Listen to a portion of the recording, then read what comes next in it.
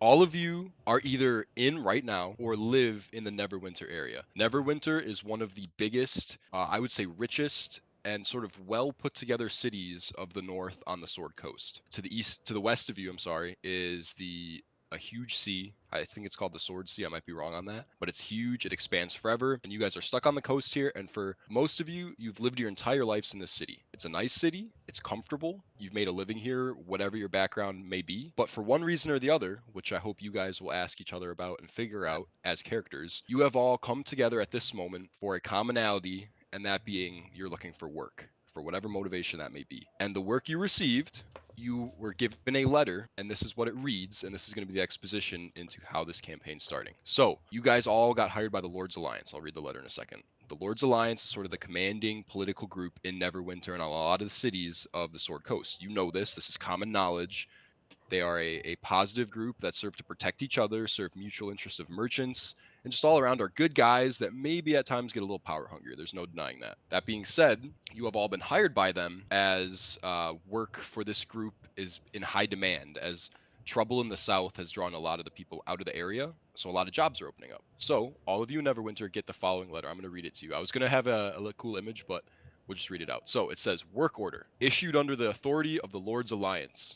From Commanding Officer Seidlar Hallwinter. By order of the Lord's Alliance, you are hereby directed to present yourself at the Iron Flagon Inn on West Gate Street of the Protector's Enclave District in Neverwinter to reserved table 26, no later than the 8th hour of the evening. You will meet there the company of Seidlar Hallwinter and Gundren Rockseeker to receive the full particulars of your assignment. Be advised that the nature of this work requires preparation for an extended period of travel. All personal and material arrangements should be made in advance of the appointed meeting. The knowledge that is necessary, provisions for your travels will be provided by the Lord's Alliance. The Lord's Alliance extends its formal recognition of your efforts and trusts that you will continue to conduct yourself in a manner befitting that record. Present this document upon arrival as proof of summons.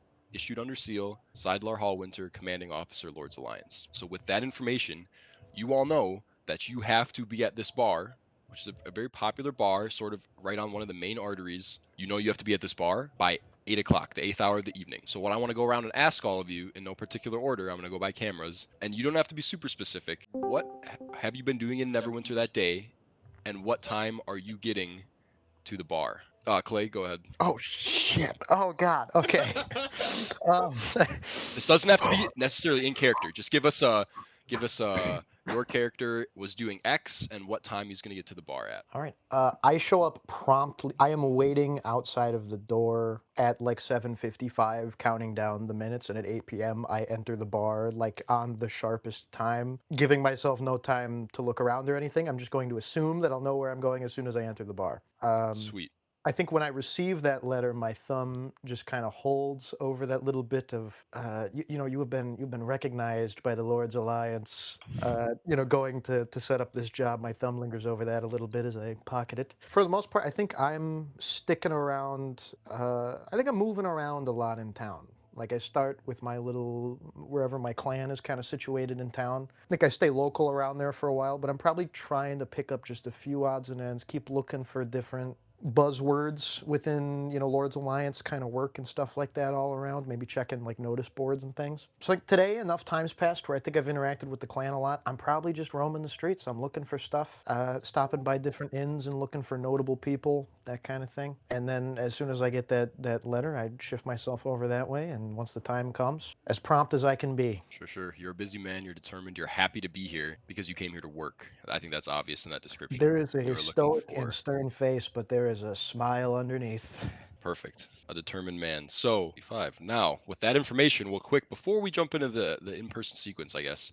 I'll jump down to Ashton, who's next on the cameras for me. What is your character doing before, and what time does he get to the bar? He gets to the bar probably around like 15 minutes late, and he's not really doing anything too important. He's kind of just like trying to steady his breathing, calm his mind, right? He's trying to that letter kind of like sent a little like shock through his spine, you could say. And he's just walking around the city for like what may be like one last time, right? And similar to what like Clay said, he's looking at the notice boards. He's just trying to gather a lot of intellect of like where he is and just like learn more about the common folk around him before preparing for this meeting. But yeah, he kind of just gets to his own head a little bit, but then eventually shows up at the bar 15 minutes late. Sweet. So we know someone's going to be late, but otherwise, intention's unclear there. Sweet. So we know the arrival time of Ashton's character. By the way, please say your names repeatedly at the beginning so we can kind of get those in our head. Ligma. Moving down the line. Owen, what is your character doing and what time do you get to the bar at? The Garin, he woke up, stuck to the floor of the bar. So he's been in there all day. He had to close especially late the evening before, but waking up now, peeling one sticky piece of paper off of his stomach and clearing his throat. Something told him that he had to stick around. But first, he would have to empty his bowels and reset all over again. Shaken, of course. He would have to take his laps around the town, be able to loosen himself back up from the hauntings the night previous. But come hell or high water, he was going to make it to the bar on time. Never played D&D before, by the way. What the frick? An ovation, sir. I just got mogged. Hell yeah. Oh my gosh. That was awesome. Owen, can you say your name real quick, your character's name, so I can refer you? The Garin. Dakarin. So Dakarin's practically lived in this bar for the last God knows how many days. That's great. He's already very familiar with the place. And with that, he's out and about getting ready for this meeting. Probably still drunk from the previous day, having taken his beer shit. Feeling better, but maybe still a little under the influence, but all is good. He's limbering up and will be back on time promptly. That's good to know. Alex, what is your character's name? What is he doing? And what time does he get to the bar? God, I have to follow up the drunkard. All right. Tome has been spending his days at the House of Knowledge. He reading up on his books. He's been talking to the librarians, and he decided, you know what? Maybe today he might show up a little bit early. So he's gonna head to the bar around 7:30. Not bother cleaning up the moss and vines off his shell before he walks in, and promptly sits down in a corner without ordering anything. If any of the barkeeps come up to him, he doesn't say a word to them. Kind of politely ignores them. Sweet.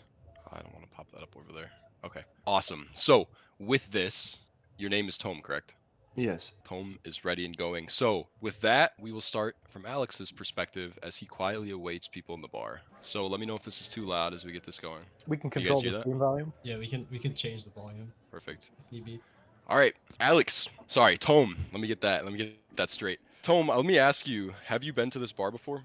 I've been around. I've gone and talked to a few people here before. So maybe it's been a little bit, but you walk in off the street, off the cobbled street, the sun having well went down now. It's a very busy place. There's people running in and out. You almost have to push your way in the door over this open cobblestone arch, and you walk in and immediately are impressed by the view. You can see straight back to this large, high ceiling bar. What impresses you at first is the bar actually spans the entire back wall of this building. Very large, and even more impactful is this huge wall of bottles of liquor, or it's just about anything you can think of ale, that are just scaled up almost to the ceiling in all these different colors. And it's a very busy bar. It doesn't seat very many people, probably only 20 tops. But it's very busy and there's almost a little crowd around it, so your hopes of getting a drink quick are pretty dashed. That being said, you sounded like you wanted a little bit of solitude, or at least as much you can get in this busy place. So immediately after coming in and pushing your way past a few people, you head over to the left, where you find a table that doesn't say reserved, because a lot of them off to the side do, but you find one that doesn't, and you sit down. And after you sit down, you'll take a little gander around and sort of notice the layout of this place. It's very impressive in the sense that there's all these little knickknacks, without looking tacky, tons of stuff hanging on the wall, very neat. Everyone's sort of minding their own business, but what grabs your eye is on the first floor, on the outer walls, perpendicular from the bar, it looks like there's some pretty nice gambling setups there. So if you need to kill some time, just about any game you can think of in the Forgotten Realms is probably being played at these tables. You also see some stairs going upstairs as well. The place is very well lit. There's these huge, impressive wagon wheels hanging down from the ceiling with candles in them, lighting up the place great. So as you pop a seat in this 4-seat table by yourself, what are your next actions? You're here early. It's 7:30. You know you got some time to kill. What'd you say the name of this bar was again? It's the Iron Flagon Inn. The Iron Flagon Inn. Here's the work order, by the way, if you guys can see that on the screen over there. I'm always a man for a bit of exploring, assuming I don't get told off for going upstairs. I'll go ahead and take a look around. Maybe take a look at a couple of rooms in case I want to stay somewhere for the night. Sure. So you make your way upstairs past quite a few people stumbling already. It's surprising for 8 p.m., but I guess what can you expect at one of the busiest bars in town, especially for travelers? Upstairs isn't as interesting as you thought it might be. A lot of it's just more seating and a lot of reserved tables on the back. And you're actually impressed with how little sound travels upstairs. So there's still a lot of conversation happening. But as you remember from your note, this is where the reserved table is. They're all marked nicely with letters. And if you do a few minutes of searching, you can find that table. Not as many people are up here. More people that are eating have decided to come up here for themselves. But also to answer your question, you notice no other rooms. This is all one big open space, and there's no bedrooms here, it seems like, which is strange, it being an inn and tavern. Huh. I guess I'll hobble on over to a barmaid or a barkeep or something and ask him about the rooms and maybe get a nice meal going. Perfect. So as I said, you make your way back downstairs, but you know that's probably going to take maybe 5 or 10 minutes to get at the bar. So what I'm going to ask you to do before we switch is how do you want to try to push your way to the bar? It being pretty packed. Well, People yelling over you for drinks. I'm a pretty large guy, weighing 5'3", weighing in at 430 pounds. I'm just gonna kind of God. What? I'm gonna kind of walk my way down over to the bar and just I won't stop for anyone. I trust that most people are too far gone or drunk here to notice that I will have pushed them over. So here's my question though: are you going to move so imperceptibly slow that you just make your way there over an extended period of time, or are you like going to intendedly kind of push your way through and just hope people get out of the way? No. It's gonna be a slow walk. I'm not in a hurry. Perfect. As a turtle, that's fitting. So with that, Alex, we will jump back to you at the bar, assumingly soon. And with that, I will say at this time, correct me, is it Dakarin, you said? Yep. So Dakarin manages to find his way back to the front door of the Iron Flagon Inn. Uh-oh. How do you spell Dakar? Not just me. D And what is apostrophe Dakarin doing as he K-A-R-I-N. enters his home turf? Here, Luke, do you want to start again? You were cutting out for me. You finally found your way back to your home turf. Still early. You're rolling in earlier, maybe 10 minutes to 8. And what are you doing as you re-enter the bar? Are you re-ing up right away, or are you going to take it easy? What does Dakarin do? Well, I have to be on time for my shift, of course. The only way you get to sleep on the floor is if you serve a couple pints of ale yourself. So, in the windows, I'll straighten myself up one time, pick the clovers out of my beard, a couple of bar nuts maybe. And then, now that I'm back to looking pretty handsome myself, good and spiffy, I'll make my way behind the bar. Of course, a big packed house, large turtle man standing over there, odd. But I think I'm a bit of a stout fellow myself. I could push my way through. And of course, whenever you're the man serving ale, you kind of command some attention. Perfect. Bro just 3-pointed. Bro just green FN that cat. So you say you push your way behind the bar. Now, is that in the sense that you work here, or are typically allowed behind the bar? I have an arrangement. So would you? Perfect. Would you like to elaborate on that? You don't have to. So, you push your way behind the bar. Like you said, you sort of demand some respect. You have that aura to you that you are pushing your way through because you've been here before. You know how to get behind the bar. You sort of know your way to weave around to the empty parts well enough to get there quick. And the barkeeps that are back there and running around frantically, except for one who seems a little too chill, not really moving unless she has to, acknowledges you all. And what do you do once you're behind the bar now? Well, the first thing I'm going to do behind the bar is a little hair of the dog. Not that I can reach the top shelf, of course, but I'll go ahead and tap a barrel just for quality control purposes. And once I'm good and lubricated, then I think the rest of the bar can get going. Okay, I gotta make up a system of how we're gonna monitor Dakarin's sobriety. But for now, let's say, since we don't really know how you're feeling after last night, you know how it is. Maybe that first drink's gonna hit you real hard, maybe it won't. Can you roll me Constitution? Just a Constitution check. See how you're feeling. And that's a D20, yeah? Yeah. And then with that modifier you have on your character sheet. All right, so Constitution 5. Oh boy. So, tell me. So is this are you drinking out of your stein? Is this a little mug or a little cup you have that you I always fill up? keep my What stein is on the- me because I can't really reach the glassware. 3'6", 286 pounds. Sweet. We got some big My boys. So, Are all you of take a long massive? swig from your stein. she hits you a little harder than you were expecting. You really taste the ale there. Sometimes it goes down like water after those long nights, but today's not one of those days. And now that you're posted up behind the bar, is that your resting point for now? You'll hang there until you know it's time to go. For now. Perfect for now. Need something to lean on after all. That's very true. And not a better spot in that place. So, as Dakarin watches this turtle slowly creep towards the bar, at 7:55, Clay's character approaches the bar. Clay, and I'm sorry, I know his nickname. What's his full name? It's Belegar Stoneguard. There we go. So, Belegar approaches, and I'm sure Belegar is familiar with this bar. He approaches from the street, and tell me, what is your attitude, and how are you walking into this bar here? I think Belegar right now is in a very smooth operator. You know, he's a very calm soul, just moving. He's just a commoner at this point. His clothing doesn't tell it because he's kind of in like a little bit of a military garb. Like he's got this great like surcoat that's sort of on, but I think he just confidently walks up to the bar. He waits in line. He doesn't, push to the front or nothing like that. Takes his time. Probably just gonna grab a drink before heading to the table and making sure it's set and reserved. I'm gonna have you roll just charisma. Just roll me charisma, and you'll see why in a second. That is a dirty 20. Holy moly. So, somehow, again, almost the same as Dakarin, you have this aura as if you should be here. And while people around you are drunk enough not to really pay attention to that, subconsciously that still demands something, right? So with that, even though you're only about 5 minutes to 8, you manage to get up to the bar. And how are you going to catch the attention of one of the bartends? Honestly, I don't think I do. I think I wait for them to come to me. All right, roll me a second. Actually, with that dirty 20, I will say that one of the people running around busy looks over, notices you, just sort of not staring him down, but looking at him with eyes that demand a response. And he comes over and he says, what are you feeling tonight? I gotta make it quick though. I'm on the clock. Well, I am a dwarf. Do you have a dwarven ale? Anything particular?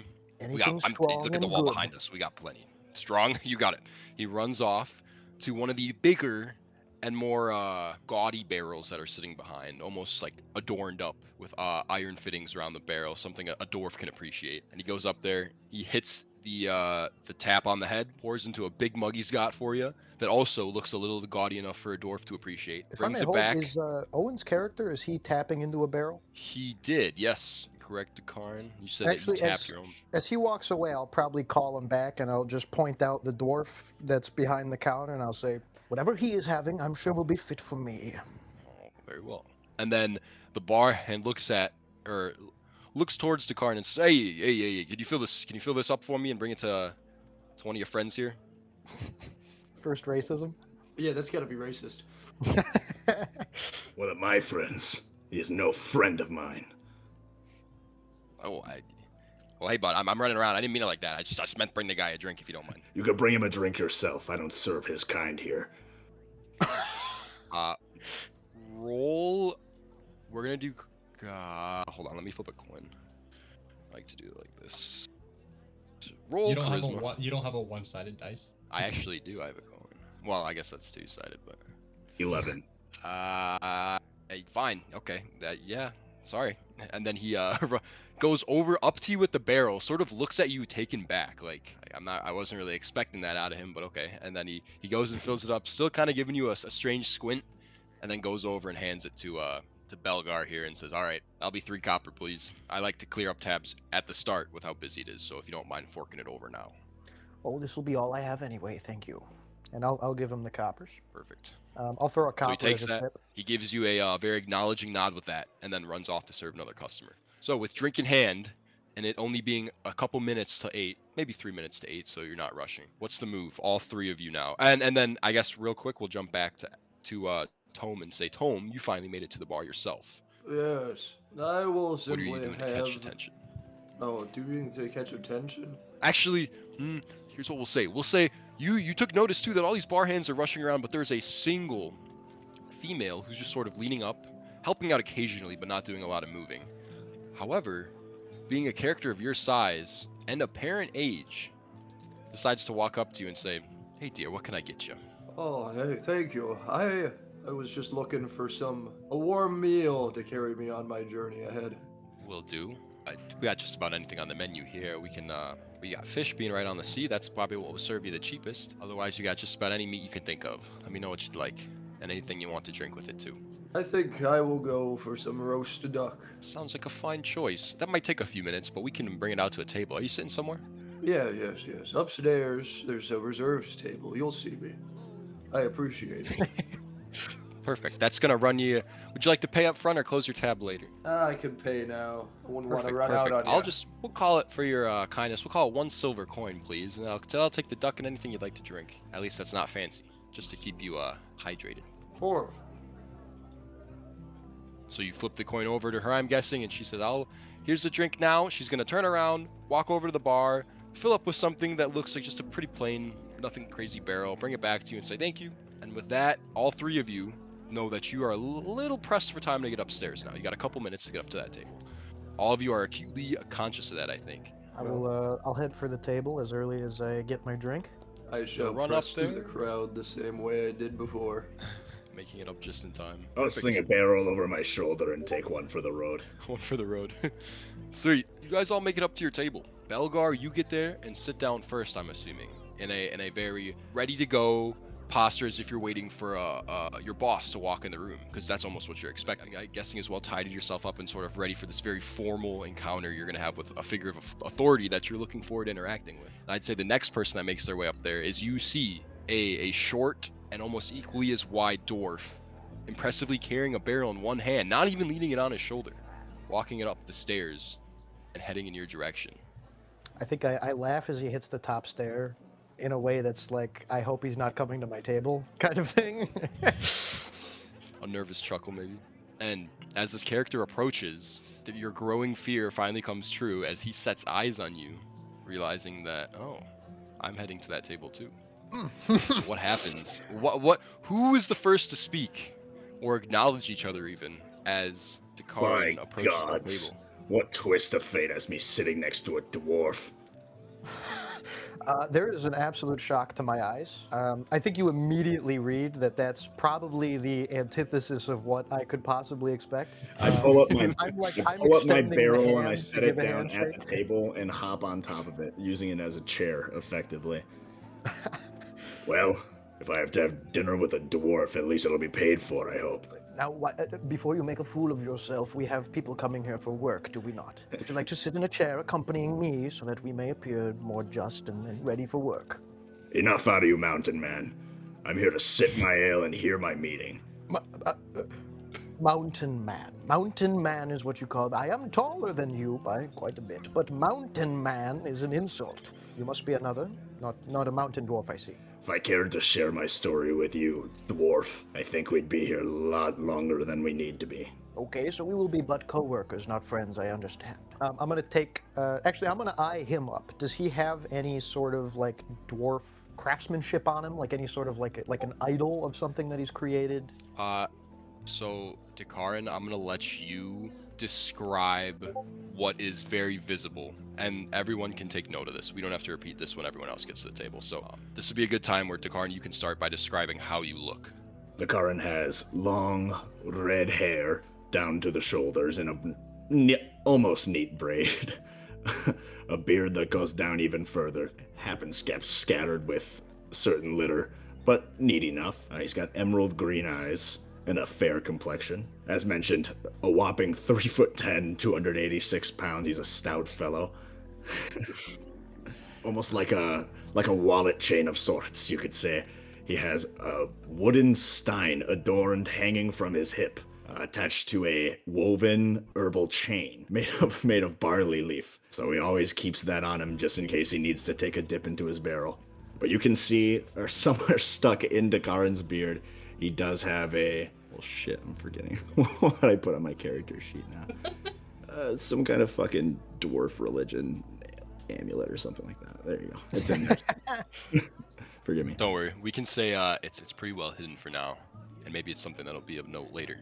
There's enough shit in that But, beard that it's almost not worth noticing, but Yeah. it still does stand out to Clay, maybe.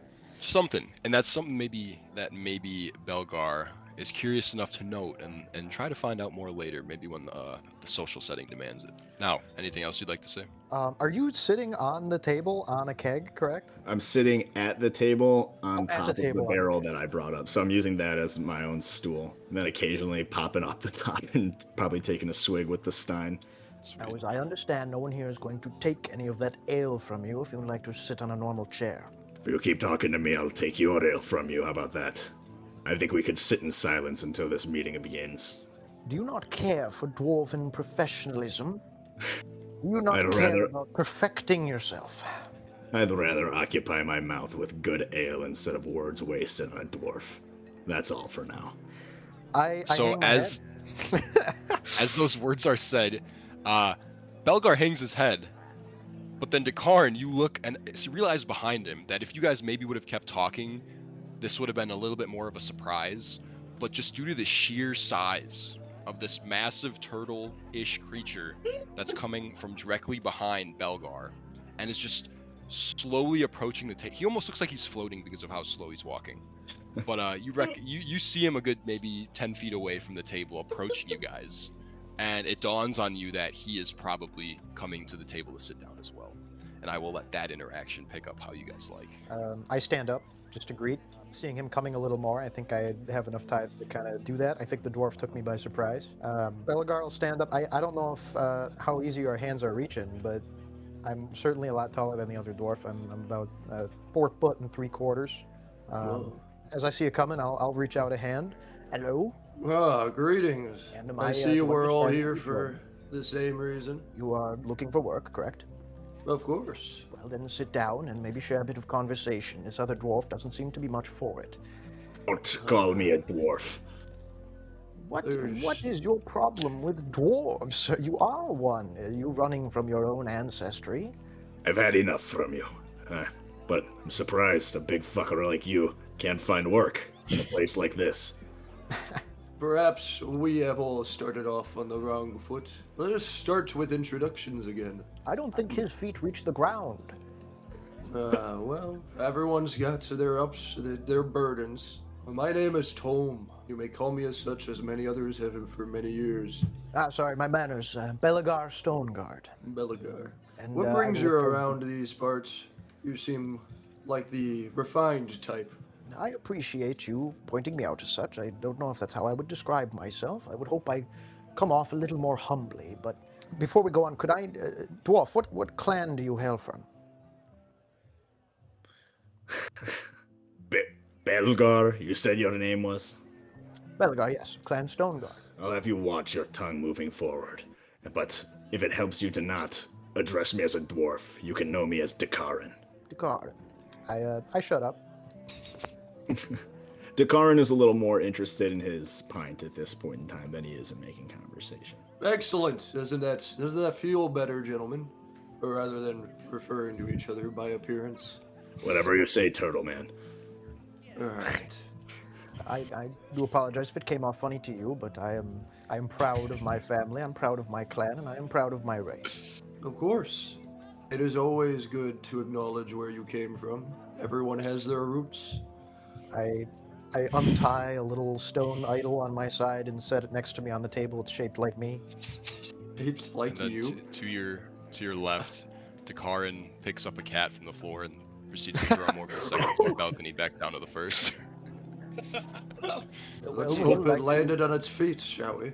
Would So- you Now like you to tell me, share- Belegar, what use have you for these trinkets that you place on the table? Like you believe in some dwarven god. I do, in fact. Are you cursing Moradin's name? Do you Whether there- forsake? Whether there's more of them or less of them, I don't really care. I don't like. I try to hide it, but there is no greater disdain that I could have for you in this moment. You have crossed the exact checks of like forsaking all that is dwarf in my head, in Belegar's head. So I think he just like locks eyes with the turtle, and they're gonna stay there for 90% of the conversation. I don't think he's gonna move them just to show disrespect. And Finally, well, the sound of silence blesses my ears from you. You asked of our stories. Do you have any to share? What are you here for? What has found you here? Tome. I Yeah. was just traveling through town. I needed some work for some money. I Wait. am normally not found in the city. I enjoy my time in nature, but a dear friend asked me of me to come into town and run some errands for them. I figured this was as good a chance as any to try and help them. Now, a man of nature I can respect. Of course, we all came from it. The cities built out of it, both in a balance with each other, of course, but nature is still to be respected. And where else would we get ale? I get half done with the cup and I pour the rest in a wineskin. Saving some for later. I like it. So, as you guys continue a little bit of small talk, and when I mean you guys, I mean Dakarn and Tome are the only two really talking, at least to each other. Maybe Dakarn's making some remarks, little prods at the other dwarf at the table, but is obviously not talking to him directly. And at this point, I'm going to ask which of the three of you, and this can be public knowledge, has the highest passive perception? 13. Yeah, I have 11. I also have 13.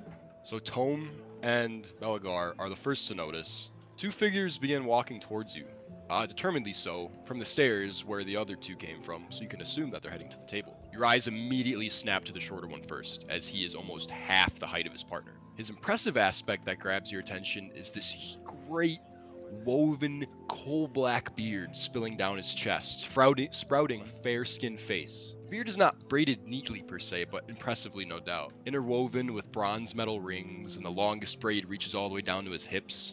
It demands respect, just the amount of time it's been growing. And it joins a long and thick handlebar mustache that rests below a pale gray, almost brown hat with a very flat brim that impressively reaches out almost to his shoulders. It's like the man in the yellow hat.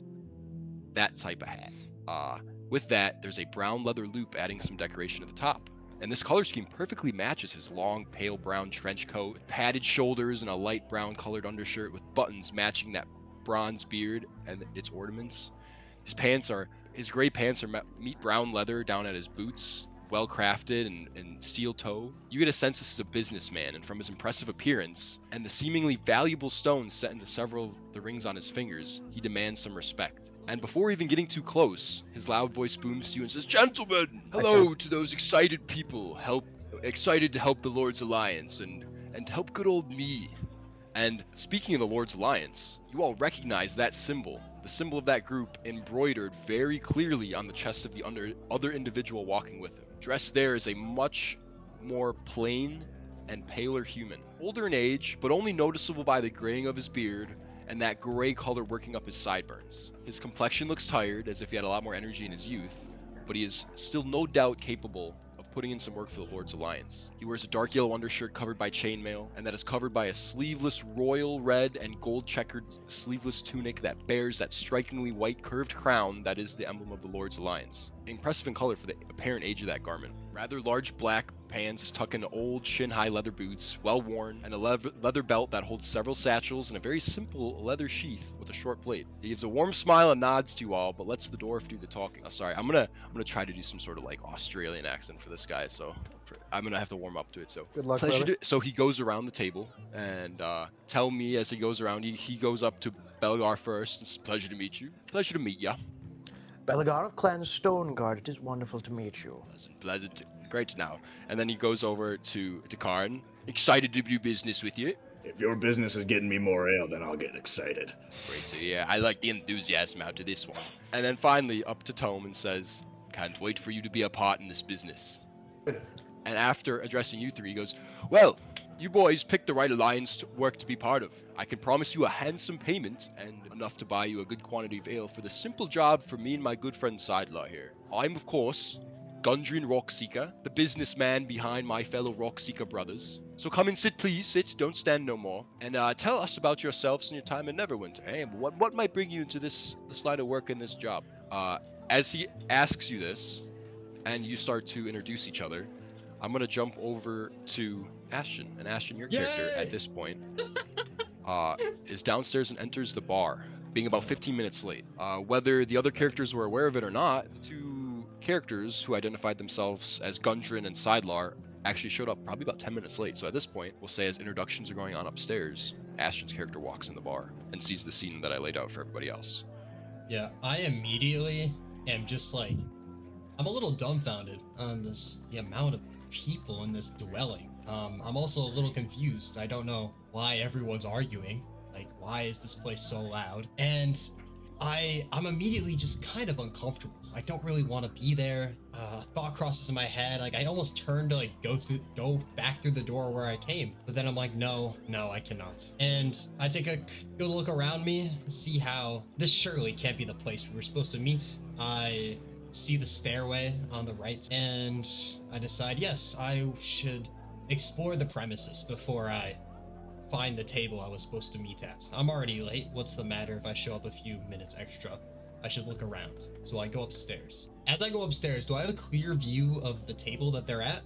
Or how many tables are there? Because it's a very large place. So, roll me perception. We'll do that. We'll see how D20? keen your eyes are to locking on to people. Yeah. And then add your perception modifier that you have on that skill list. Right. Yeah. So perception's +2. So that's a 7. Okay, so no, you walk up those stairs and you're almost equally as shocked with when you walked in of just, wow, there's a lot of tables in one place and a lot of people sitting at those tables. And these groups range from someone eating by themselves to a full table of a dozen, being merry, drunk, whatever they please, because it's a bar and it's nighttime, it's drinking time. That being said, you don't really know where this table is. You only know that from as per your note is table 26. Okay. And you yourself are next to table 4 at the moment. Okay, so there's numbers around the tables, right? So there's like Yes. identification. Okay. So I kind of just look around, sigh, and I look at the table adjacent to the table number 4 on both sides, seeing what the numbers are to try to determine what's the shortest route that would get me to a higher number. Maybe one side is odds, maybe one side is evens. Sure. How I'm gonna do that to keep things simple is I'll have you roll me we'll just do straight let's do investigation. That's a 19. Perfect. So you immediately catch on to this pattern here, that on your side is the evens and the other side is the odds.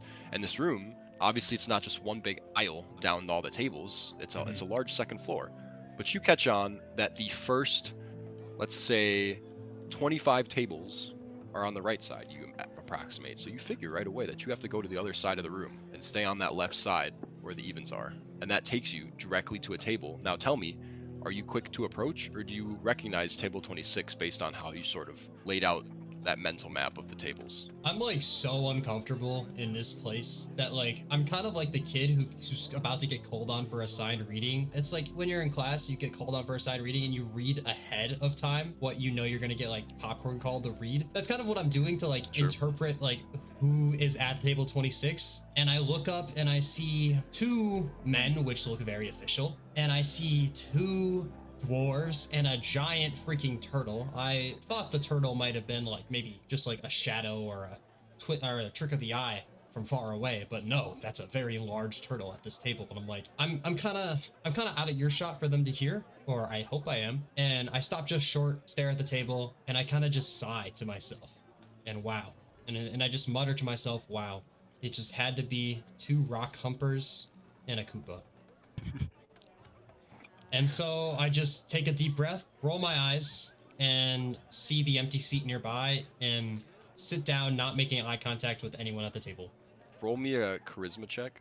I like to make this guy roll. I like this camera. Oh yeah, you know I'm not cheating. Where is charisma? Is it not an It's additional one of the top skills? scores. Oh, okay. We'll just That's a have you roll it. 17. Perfect. So, you had this fear in your head that you were going to sit down and the table was going to go quiet and you were just going to bring about this awkwardness that you feel with you, but you don't. Everyone, well, at the very least, the 2 official-looking people look up to you, and again, the shorter one immediately talks and, again, carry on the description of what I said earlier, but he goes, well, hello there. Man, I don't know if you guys can tell how bad this accent's switching, but like I said, it'll get better. Who might you be? You're one of the 4, right? I nod my head slowly at him, looking at him like, duh, like with my eyes like, think so? And I don't say that, but I just look at him like.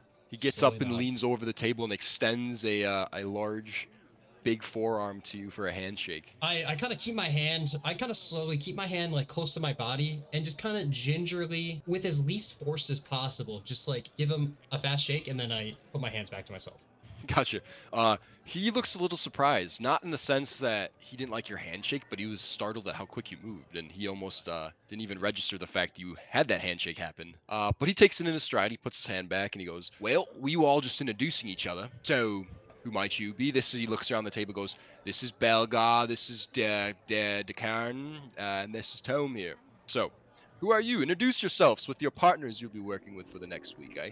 Kind of scan around me real quick, like 2 fell swoops left, right, almost like I'm crossing the street. And I just kind of mutter, like a little quietly, but just loud enough for them to hear. I say, Ligma. And that's all I say. Oh, come on then, lad. Spit it out. Ligma. I mutter the exact same way. Ligma. Ligma. Ligma. I feel like I've heard that, but in a joke before. Maybe not. Regardless, great to meet you, Ligma. I'm glad that you here, mate, You. can be part of our little business exchange, because do we have quite the offer for you lads. Very easy entry-level job for the Alliance here. He sort of nods over to his partner that's sitting next to him. I forget if I introduced myself already, but I'm Mika, I'm Gundren Rockseeker. One of the Rockseeker brothers, and this here is my good partner, high up in the Lord's Alliance, the man himself, Sidelar. And we here have a little job for you lads. An easy one, nothing out of the ordinary, just something we need to get done. Something big and exciting that you guys are going to lay the groundwork for. So, that being said, please lads, if there's anything else to be said, if not, we can get straight into the meeting. We are a little tight schedule tonight, but still have plenty of time for some catching up to do. I stare at the table, just like blankly staring down. I'm like, it almost seems like I'm not listening or I'm off in a daze, but I'm listening to every word. But also in my head, I'm just like, if I close my eyes, they'll change into normal people. They'll change into normal people. They'll change into normal people. Try to get a look at what he's staring at. You clearly got us on the edge of our seats here. Why don't you just spit it out already? I stare at the table. I'm gonna surge a handshake forward and be like, "Did I hear your name was Ligma?" I Okay, look well, up, I'm Belegar Stoneguard. I look up and I say, I did not ask, and I am glad you have ears.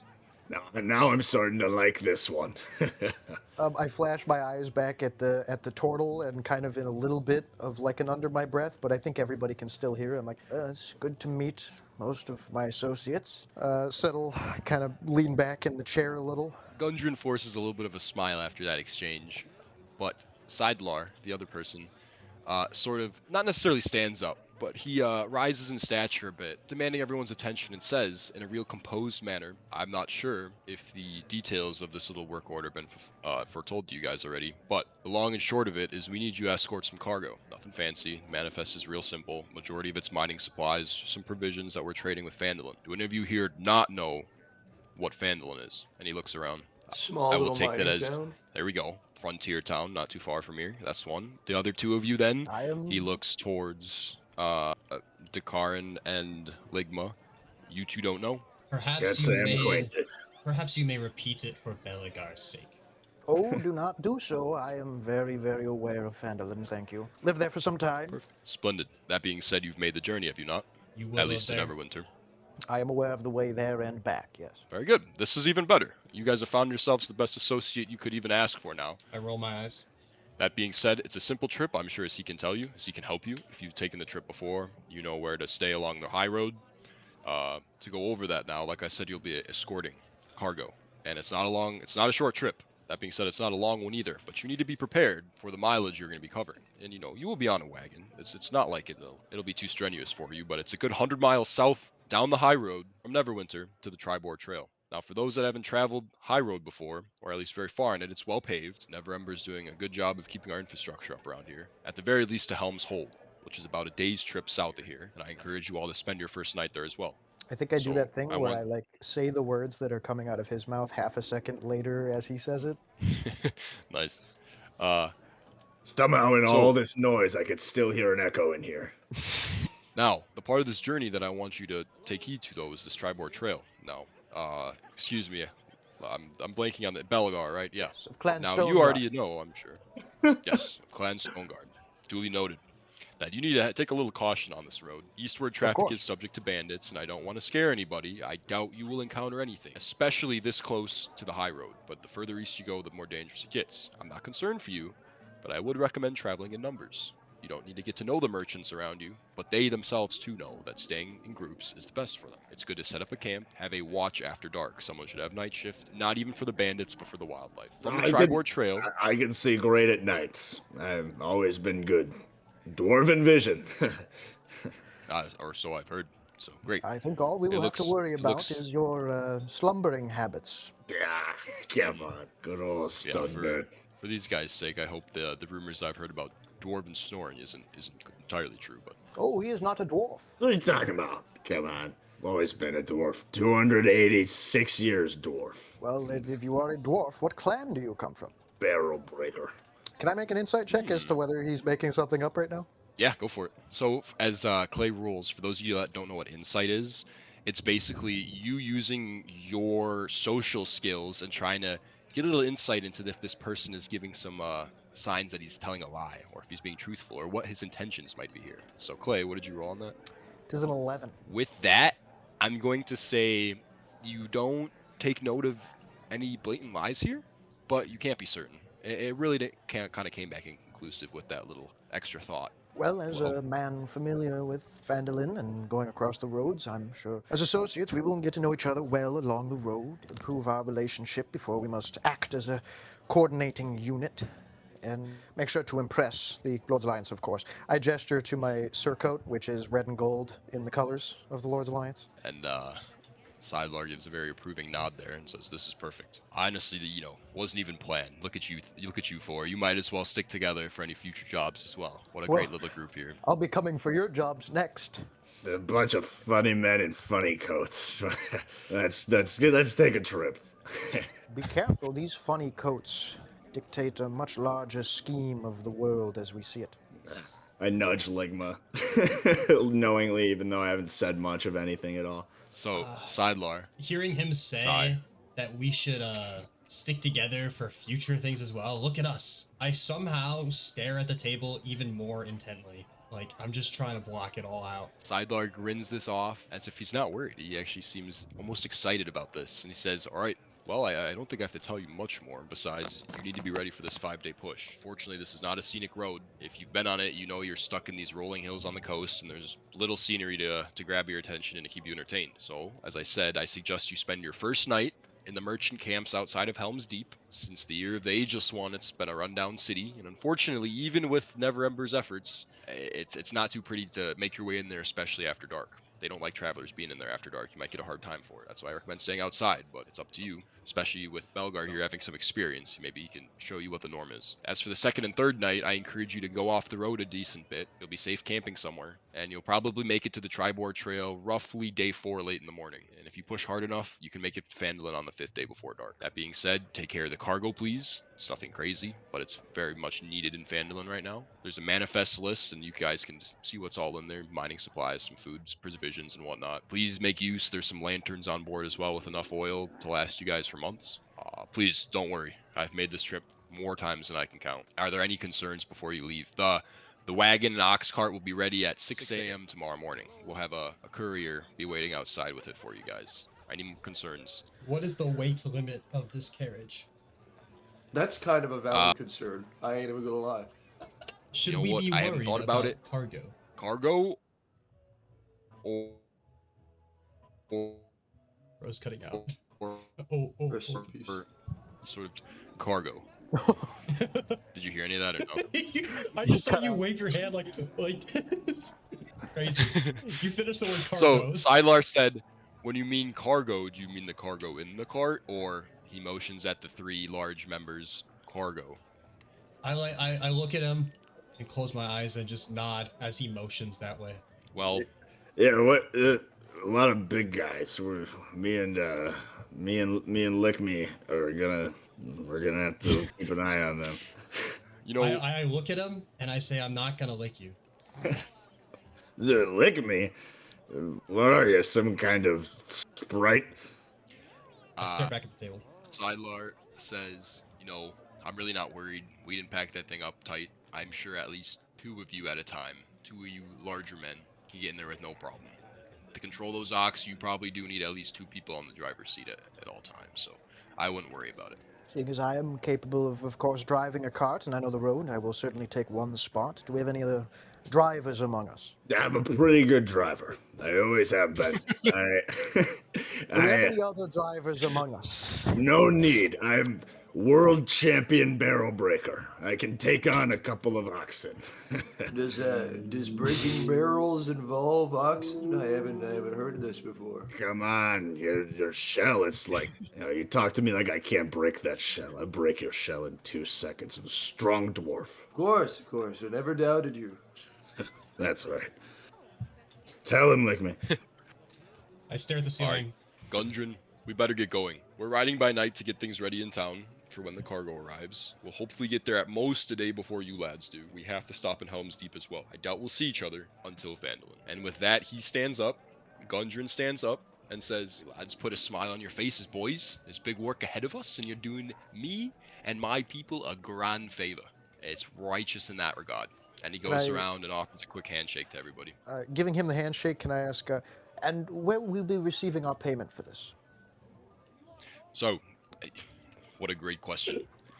Don't you worry, because I'm sure our friend, you lad, you said you were the one from Phandalin.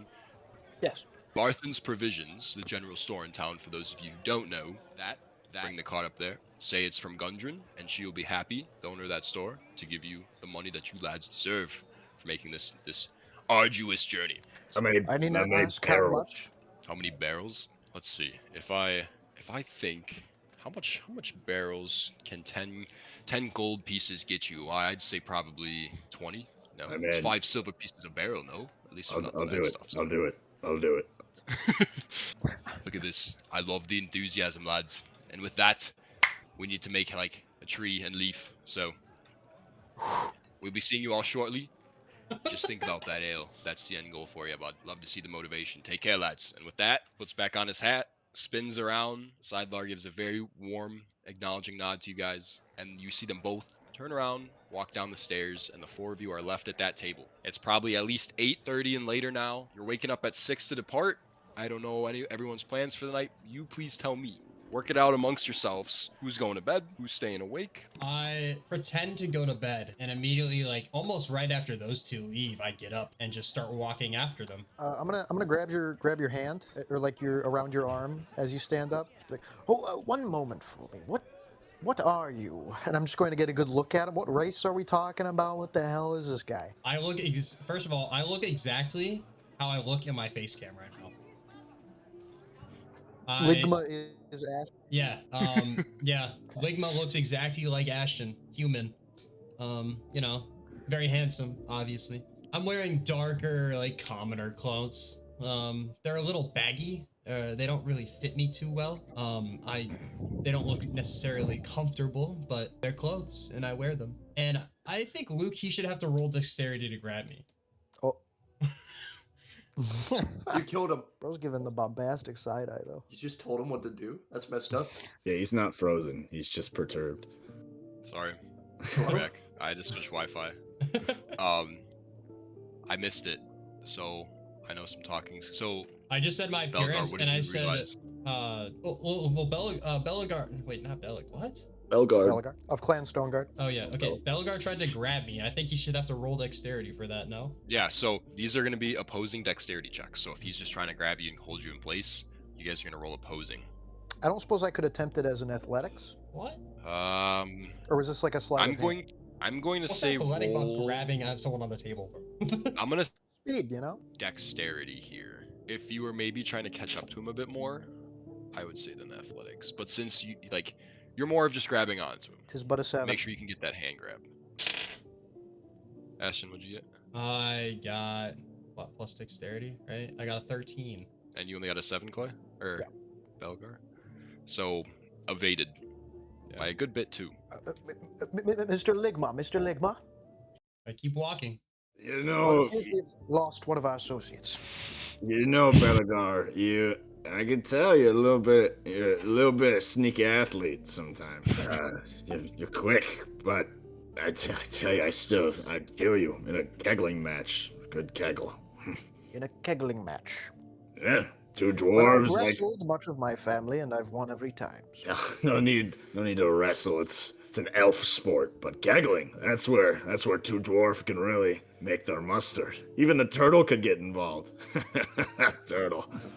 Well, Do not worry, my kegels are very advanced, I assure you. Descartes, can you roll Constitution for me?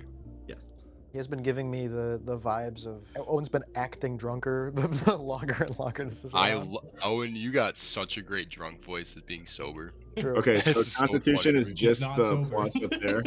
Yeah. Okay, I got 18 on Constitution. Oh, perfect. Hey, the car might be slurring his words a little bit, but this guy's got an impeccable balance for sitting on top of an ale barrel right now, making very violent hand gestures. He must have. You great can also kegels. notice, actually, you couldn't see it under the table, but Dakaran is kind of propped up in the Karate Kid stance almost, balancing on one leg this whole time. But he's just so short you can't tell. So it's a little cat-like. Sweet. With that, Ligma's disappearing. The three of you are left at the table. What are your plans? I am Well- going to lightly tap my staff and cast a spell called Unseen Servant, just for the love of the game. And when Dakaran least expects it, I'm really going to test his balance with it. There we So go. in a few, like a minute time, he's gonna get a real shake of the barrel. Until then, the conversation continues if it does. So, where you were we? guys have any plans for tonight, or shall we part ways? I'm going to roll up my like a padded gambeson around my arms, and lean forward. Dwarf, an arm wrestle, Oh, Wrestle. and a You small say wager. wrestle again. Yes, and a small wager. What have you to wager, dwarf? I would like to wager your sobriety. I cannot be traveling with an incredible drunk, a long ways, possible bandits, lots of danger. Dakaran thinks he's talking about the turtle, and he looks at him. He's like, "You need to control yourself." I've been working on doing better, Dakaran. I really have. Sorry, do you two know each other? What? Are we all found friends here, or did you know each other before? No, I haven't met any of you before, but I always find making fast friends better than fast enemies. What do you know about being fast, turtle? When That it comes is down the, to it, you'd be quite surprised. Sure, I will. All right, enough talk then. And you accept the wager? If you I'm can not- beat me, I'll keep this whole village sober. You better keep your word. It is a dwarf's strongest thing, his promises. Aye, as a dwarf myself, I know it. A dwarf never breaks his promises. Then let us go, and I will prepare the arm. all right. If I- you two are arm wrestling, Yeah, in my head, I'm going back to work here. This is now my occupation is providing safety for the road, getting this job done very efficiently and well. This is a huge divot in the road, huge pothole, having to travel with a dwarf that has insulted him and made mockery of his stature. And I think I would, if I could, I'd like to use a rage in this. oh, okay. Yeah, I think you have plenty of reason to use rage against this guy. Oh. You've done a good job of containing it, but Dakaran, note that he's not concerned in the slightest. Former kegling champion. I mean, this guy, on one foot, he's very confident he'll beat Belgade Shitrock or whatever his Belgade. name is. Damn. He took that I personally. guess he lost. Yeah. Was that your rage happening? For me. Hell Gay really got the better of me. Holy shit! The whole So- laptop just shit itself. so what is the strength buff to rage? Is it advantage? I forget. Advantage on athletics. Athletics, There's okay. just no way. Oh my gosh. Yeah, we're gonna do a Oh. athletics. You guys are gonna oppose athletics roll. Uh-oh. Alright. Did Owen drop from the cog-in? No, I'm here. Good. Oh, sorry. Oh, There I you put a magnetic thing next to my laptop. I think I almost just powered it down. All All right, so you two arm wrestling are gonna roll opposing athletics. Clay's gonna have advantage, which means he rolls twice, takes the better of the two, and Dakaran You're just gonna add your modifier. I'm pretty sure you don't have any buffs on it at the moment. I have 16. But a Oh. 12. Ho-ho! So Even let's with say rage? that you guys get into it, and Belegar is just for being drunk, Dakarin, you still notice something in his eyes that's just this determination. And even though you guys go back and forth a little bit at the top of the arm wrestle, and Send at in the at least the first unseen 5 servant. seconds, you can't really tell what's going on. Tome, is this when you want to hop in with that? Yeah, we'll send in the unseen servant. Okay, what is he gonna try to do? His action is literally so he's sitting on that barrel, right? Yeah. He's going to he has a strength of 2, but he's going to try and shake the barrel out. Oh my gosh. Roll and pray, because I don't know how that's gonna happen. My Okay, boy so covered in 17 minus Dakarin, 4. how much do you weigh? Me? Yeah. 286 pounds. These I'm gonna say gangsters also, carry if that on happens, Oh. I wanna roll for acrobatics then too, just to see if I can Yeah, counter Tome, any I'm effect. sorry, but that roll is not gonna We got get a you anything with that 13. unit sitting on that barrel. So I don't know. He said he was on one leg. Well, I guess he's arm wrestling now. I was still on one arm wrestling. This guy's an athlete. If anything, the arm would be stabilizing him more. He's wrestling someone. unfortunately, though, although that is in vain, somehow, to Belegar's very, very large surprise, Dakarin manages to slowly bring his arm down to the table and win that arm wrestle. I told you, dwarf. Little mountain men can't take on the hill. Your strength will be very useful on the journey ahead. Do not drink it up. Drink it up. What do you say? You buy me one more pint so I can get back to work. Can I force him to make like a persuasion check here? Uh, I feel like Intimidation? well, I don't mean so I that's don't mean kinda to up to you. intrude, but a persuasion check against a player, just have him persuade you. Yeah, but I feel right. like there's to me there's conflicting personas, and I'm like I feel like it could kind of go either way. I've been insulted, but at the same time it is a dwarf, and at the same time I lost. So as much as I would love to not, I feel very conflicted here. I'll roll. Do I just make a choice, or I would say make a choice as a player, but think Alright. about what you would do as your character, obviously. Yeah. I'm gonna stand up and just kind of like clap the table, and I leave my little stone idol there, and I will head downstairs. To which I will go to the bar and order a pint. Bang. So that happens, and that leaves just Tome and Dakarin at the table. What do you two? Well, I'm gonna get up. I'm gonna tap my staff to dismiss my servant, and then I'm going to head out and get ready to find some place to sleep, probably in an alleyway somewhere. Are you going to the sewers? I've heard that before, but no. The sewers are far too wet. So- I'm not in the Dakarin room, gets though. Yeah, okay. a little drunker by being there, and like kind of with his head down, not really paying attention, just continues to talk to Tome as if he was there after he very slowly he's gone out of the room, kind of drawing a conclusion to that scene upstairs, I think. So what I'll do for time's sake now is if you two dwarves, who seem like the only ones left present in the bar, would like to continue any interactions or doing anything else tonight in the bar, let's go ahead and do that now. And I'm gonna follow up with the other two in DMs. I do have something, but it's at the end, I think, of our conversation. So if there's anything that you bring to the table before that, otherwise I give you the pint. Okay, so you make your way back upstairs to Dakarin, sort of in a drunken stupor, talking to himself. And I guess you set it on the table and take it from there. How long was Clay downstairs, and like how long has it been since Tome left? It's Belegar of Clan Stoneguard. I'd say a good 10 minutes. It's getting busy. 10 minutes. Okay. Enough time, he'll make it. Belegar, did you come upstairs already?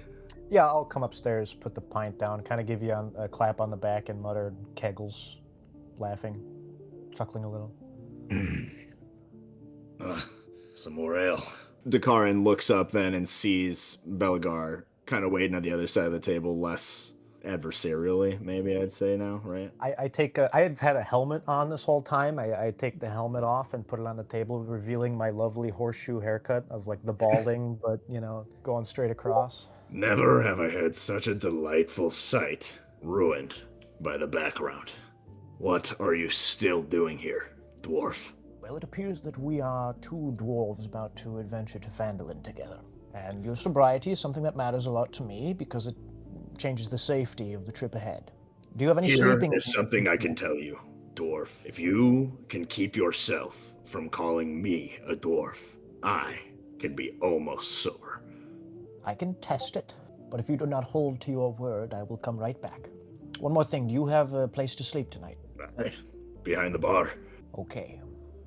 Would you like to stay somewhere more formal? I think I'm much happier here than in the home of a dwarf. You can have a good rest of your night, It will Belegar. not be in the home of a dwarf, it will be in the home of Clan Stoneguard. I already told you. I'm It will be happier. comfortable. It will... I'm happier with my barrels. If you are not well rested tomorrow, that will be a problem. You understand? I've already beaten you in an arm wrestle. I don't think I need to worry about you. Oh, you do not need to worry about me. You need to worry about the condition of us on the road like I am. Safety concerns us all. You can take Tegel up will safety not with hold the turtle. He brought his shell from home. Or even Ligma. you. Well, you brought your own shell of meat, I can see, but that might not get you through. Hold your tongue, dwarf. I will not. Fuck. Good answer. Is that your counter? No witty remark, just a subtle, straightforward answer. Dakaran shakes his head and drowns himself in beer for the rest of the night. See you tomorrow, bright and early. I will take off. With that, I'm going to. Can I? Do you like pass out pretty much within like I don't know, like 5 or 10 minutes? Yeah. Just kind of lingering upstairs for a little bit. Honestly, I'd probably go around and make conversation if I could like find other people that are like partying or something that are just having a good night. After that time passes, I'm gonna go back to the table, grab that idol, and put it back, and then grab like a different one that's probably like a dwarven stone crafter or something with like a hammer in his hand, and I'm gonna put it in his backpack or like tie it around a belt if I can see it, something like that. so sorry, can you remind me that idol? Whose was it on the table? One of mine. I have like 3 little idols that are just like stone Gotcha. little dwarven busts that are just little tiny things. And you said you're gonna put it around Dakaran's or somebody else's? Dakaran. Okay, gotcha. Yeah. I don't even think you have to roll for that. This guy's out cold. I think that's pretty obvious. So Alright.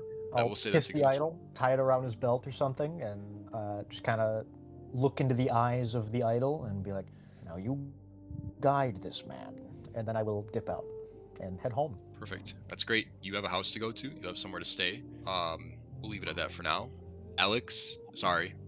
Tome, you guys don't know this, but has found a very warm, cozy spot amongst the horses out in the courtyard of the tavern, all up in his shell, nice and warm.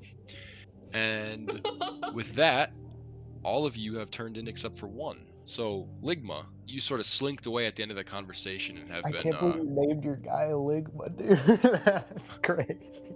uncalled for since, or unaccounted for since is what I'm trying to say. Better What than have you been up Belegar. to? Or at least, what are you doing now after that whole... I'm at the Slew. bottom of the bar, and I'm trying to signal like a waitress or someone behind the bar that's, probably the woman that's like kind of sitting there, just like not really doing anything, like not really doing much. You said there was a woman like that? Yep, she's Yeah. still around. She's kind of gravitated towards the left side of the bar, but you make your way over there, and there's no seats open. You could go to the very end if you want, and probably try to get a spot at the end of the bar. Yeah, I Or tried at to do least that. stand.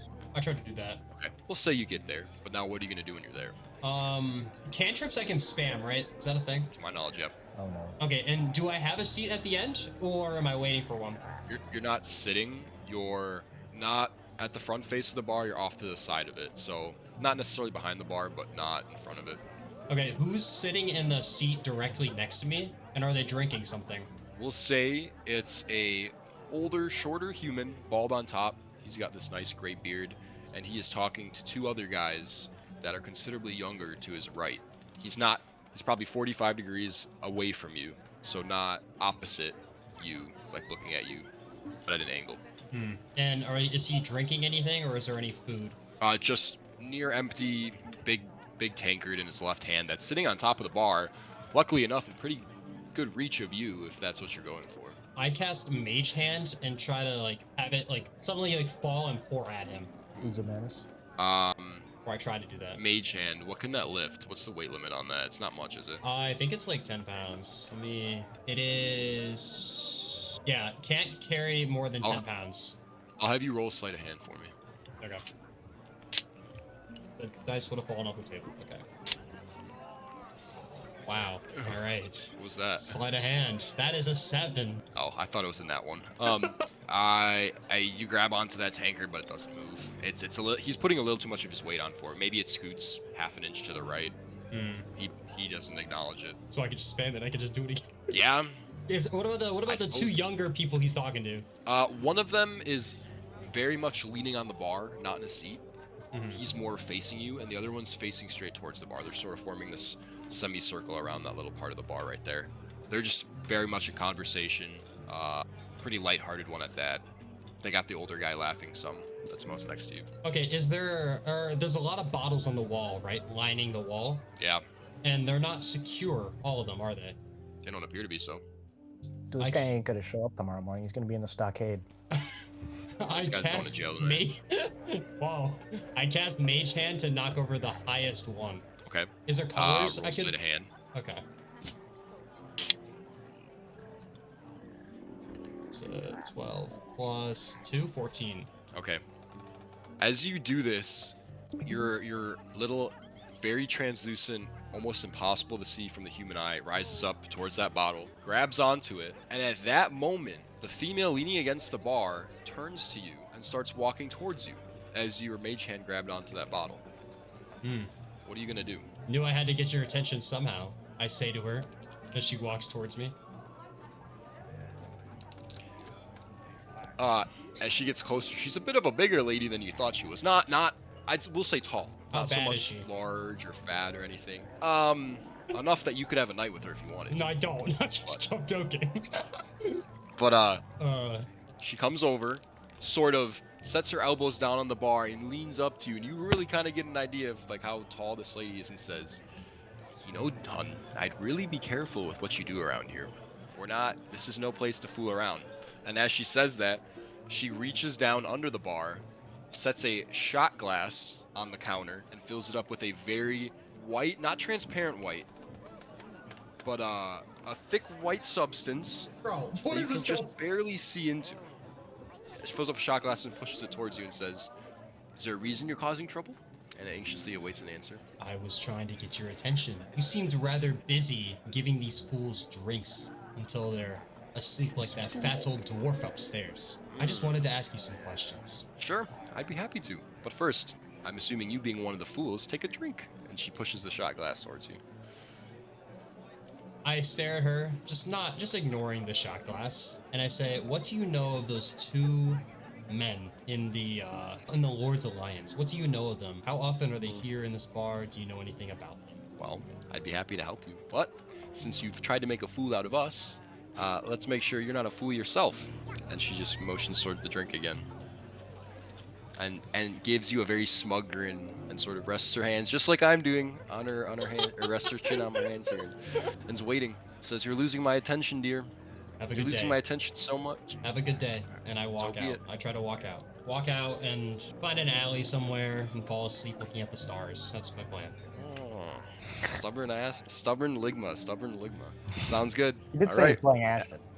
Yeah. Not what I said. Silly me. I said he looks like me. All right. A freaking white The sky liquid. darkens What? above all of you. Looks like a duck, talks like a duck, sounds Walks like like a duck.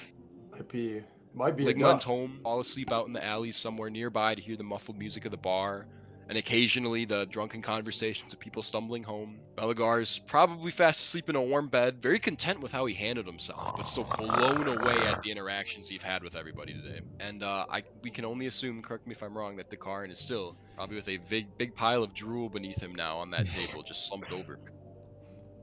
And the bar hands are very accepting of that because honestly, they're impressed. Turtle. So a thought I had earlier today is, how did people back then wake up on time? What did they use for alarm clocks? I was thinking about that today. I'm Well, like, we how am I use gonna the get you guys sun. to- Definitely the sun. I suppose so.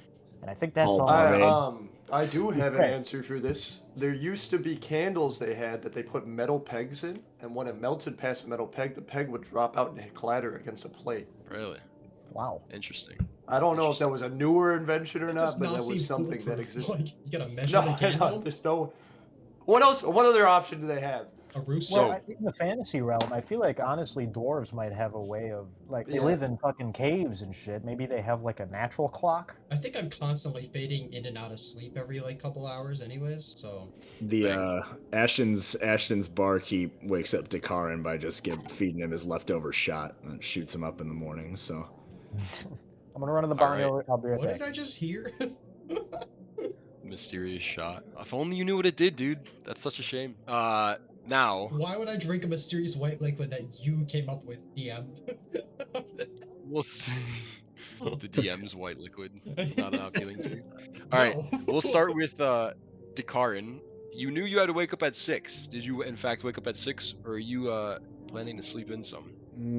I think we'll go solid like 6:37 wake up time there. Okay. Perfect. So you're gonna be no passed out. recollection of the obligation. I think. Okay. Even better. We'll jump to Tome. Tome. Are you waking up on time or earlier? What are your actions for the next morning?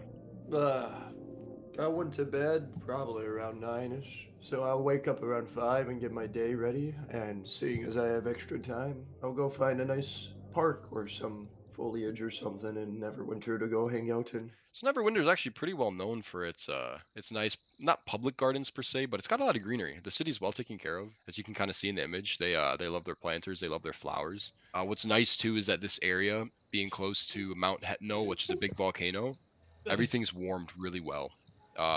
It's surprising you're this far north and the weather's this nice. So, as Tome is frolicking and enjoying nature as he does, we'll jump to Ligma. Did you wake up on time? What are you doing this morning? I have a question. Is that guy sitting on top of that little lamp in the picture? Is that like a real thing? Why is he like pounced like a gargoyle? Like is that canon? Yeah, I mean, What a got some lad. sneaky people in Neverwinter. He's on watch. Apparently. Maybe he's one of those street performers. I think the lady's milk white liquid just really confirms like how uncomfortable this place has made me. So I wake up probably like 5:40, right? We're supposed to get to the carriage at 6, correct? Yep.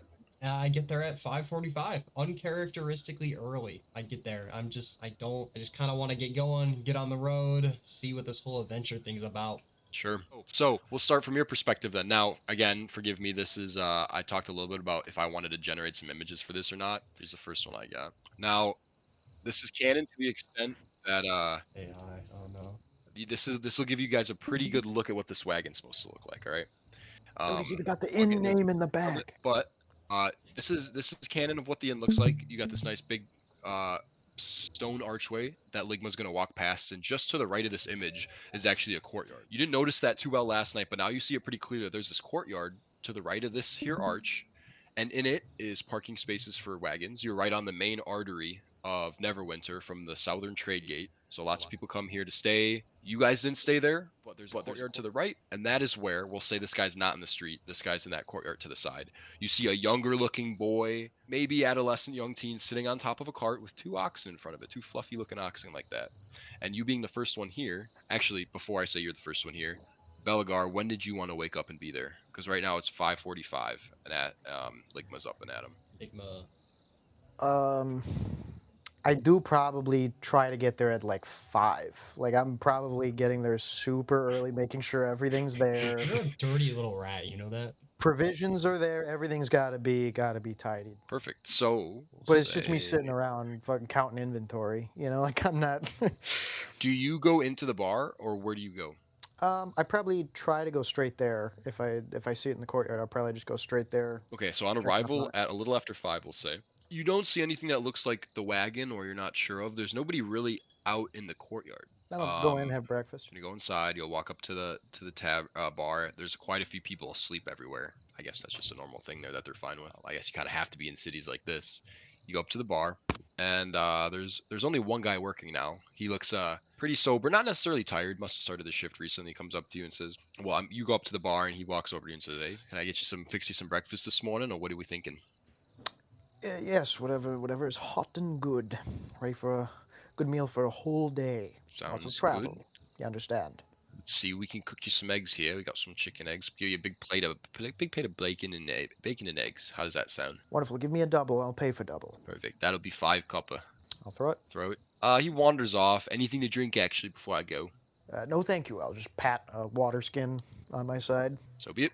And he walks off back into the kitchen. There's a door on the far right beside of the bar, and he disappears for a few minutes. And you'll be there. You'll enjoy your breakfast. While you're enjoying your breakfast, Tome extends out of the shell, wanders as he did. And how long does it take you to eat? When do you want to be done by? Assuming you have an eye on the clock. So the mere Tom. You. Oh, sorry. Tome's out wandering, probably eating grass. It's racist. Jesus.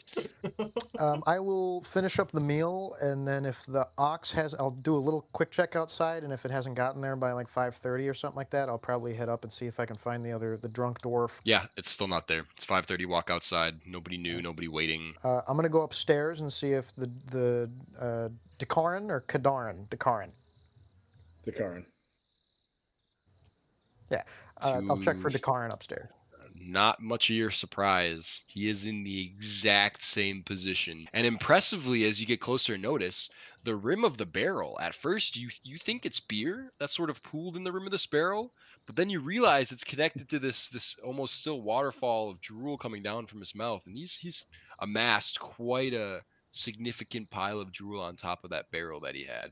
Otherwise, exact same position. I could fill a skin with your drool, my friend.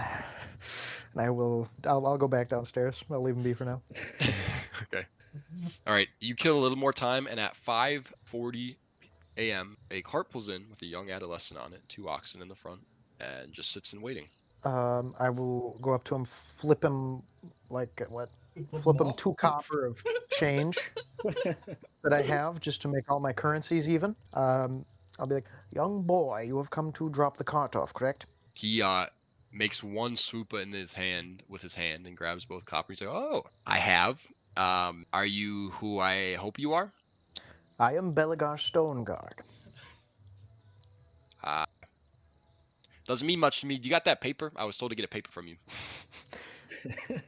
Yes. I will pull out my mission Awesome. paper. Can I have that, please?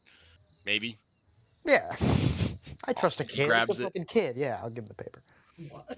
He grabs it, sort of like crinkles it, maybe annoyingly so to you, as you kind of regarded it as an official document. He's like, "Oh, there's his signature. Looks good to me." And then he crumples the paper and puts it in his pocket. And he says, "All right. Well, I thought there was supposed to be 4 of you, but this is good enough for me. I appreciate the copper. To your left is Billy. To your right is Bobby. Treat them well. They're very nice. A little stubborn, but we love them. And that's about it. I just told to remind you that there's enough food in there for you all to make it all the way there. There's some tents in there, some sleeping bags, just about everything I think you could need. Stay out of the alcohol. Yeah, thanks. I got to run off to my other job now because I'm a poor kid that gets a pittance every day. So I'm going to go do that." And then he kind of strangely but joyfully jumps off the cart and says, "If you need nothing else, I'm out of here." And before you can say anything, just kind of runs away. What time does this happen at? We'll say that conversation took the amount of time to where you see walking down the road the younger guy get off the cart, and he actually starts walking towards you. So let's say that he's walking away from the cart this way and you're coming towards him. Obviously he doesn't know that you're anyone important to this, so I'll leave it to you if you want to engage. But I saw he was at the cart, right? The young boy, yeah. Or the younger guy, yeah. I kind of reach in my pocket, grab my slip of paper, and I kind of like do an athletics check to just like as I brush shoulders with him, but I just kind of like just place it on his chest and walk by without saying anything. Roll dexterity, 100%. One day I'll have these memorized. That's a 16. Oh, okay. You do it pretty well. It's definitely not flawless. You probably bump him a little bit more just because you weren't expecting the weight. He's a lot lighter than you thought he'd be. But you accomplish what you want to do. You sort of sew him off, and he goes, oh, hey. And then kind of stands there confused, like, all right. Yeah, the cart's right there. I'm assuming that's your friend there. He's on it. You guys are good to go, he says happily, and then turns around and keeps walking. Do I notice that Belegar is in the cart? I am actually yeah, walking. you can see him there. I'm like in the back. Like I've walked to the back of the inventory. Oh, so I don't know you're there. Oh, well, You see me we'll standing say, like out the back. Or did I see the yeah, exchange? you know he's there. Yeah. Okay. I kind of just sigh, get in the cart, and I would like to do an investigation check to see what kind of supplies we're actually dealing with. See if those guys Sure. are being truthful. Roll me investigation. Yeah, investigation, and then 13. Belegar 2 if you are interested in checking inventory. So I would like to. we'll say while you two are doing this, Tome will make his way over and see you guys sort of looking through the supplies. It's really nothing crazy. There's some sacks of something. It feels pretty fine, powdery. I don't know. From your experience, you could probably assume there's something simple like grain, flour. Okay. Let's see what else. We got some boxes, some small boxes nailed shut. You're not really sure what's in there. You assume it's food, but without opening them, you can't be for sure. 2 large kegs that you probably deduce to be alcohol. They're around the similar size and appearance of what you would think they would be. But noticeably so is a chest with a lot of pickaxes, a lot of shovels, and a lot of crowbars. And 5 lanterns with next to a smaller barrel / keg that's marked oil. That's really all there is besides some other boxes, a lot of sealed boxes like that, and then some other sealed barrels. And then closest to the bench on that cart is a sort of trunk chest with everything you said. There's a lot of very nicely packaged provisions, food for you guys to dig into, sleeping rolls, and enough for 4 separate tents. I would like to hide the barrel-looking alcohols things. Like, if anything, I would like to hide them under other supplies or something along the lines of that. Can I help with that? We'll do interesting. So you guys can roll with advantage since there's 2 of you doing this. Roll, I guess we could do. I don't even know what that would be. Sleight of hand, I guess. Do you want us both to roll or just one of us with advantage? Well, I got a 19. Well, I'll let you. Whoever has the higher, I would recommend you do it, and then the other person can give you. Oh wait, advantage. what am I rolling actually? Sleight of hand. I have a +1. Oh, I got a 21. Yeah. Somehow you stack the boxes well enough that they're secure, and the barrels are completely concealed. Obviously, if someone moves those boxes off, then you could see that there's 2 large barrels there. But otherwise, no, you're good. Okay. At that moment, Tome, you make it over and see them doing this.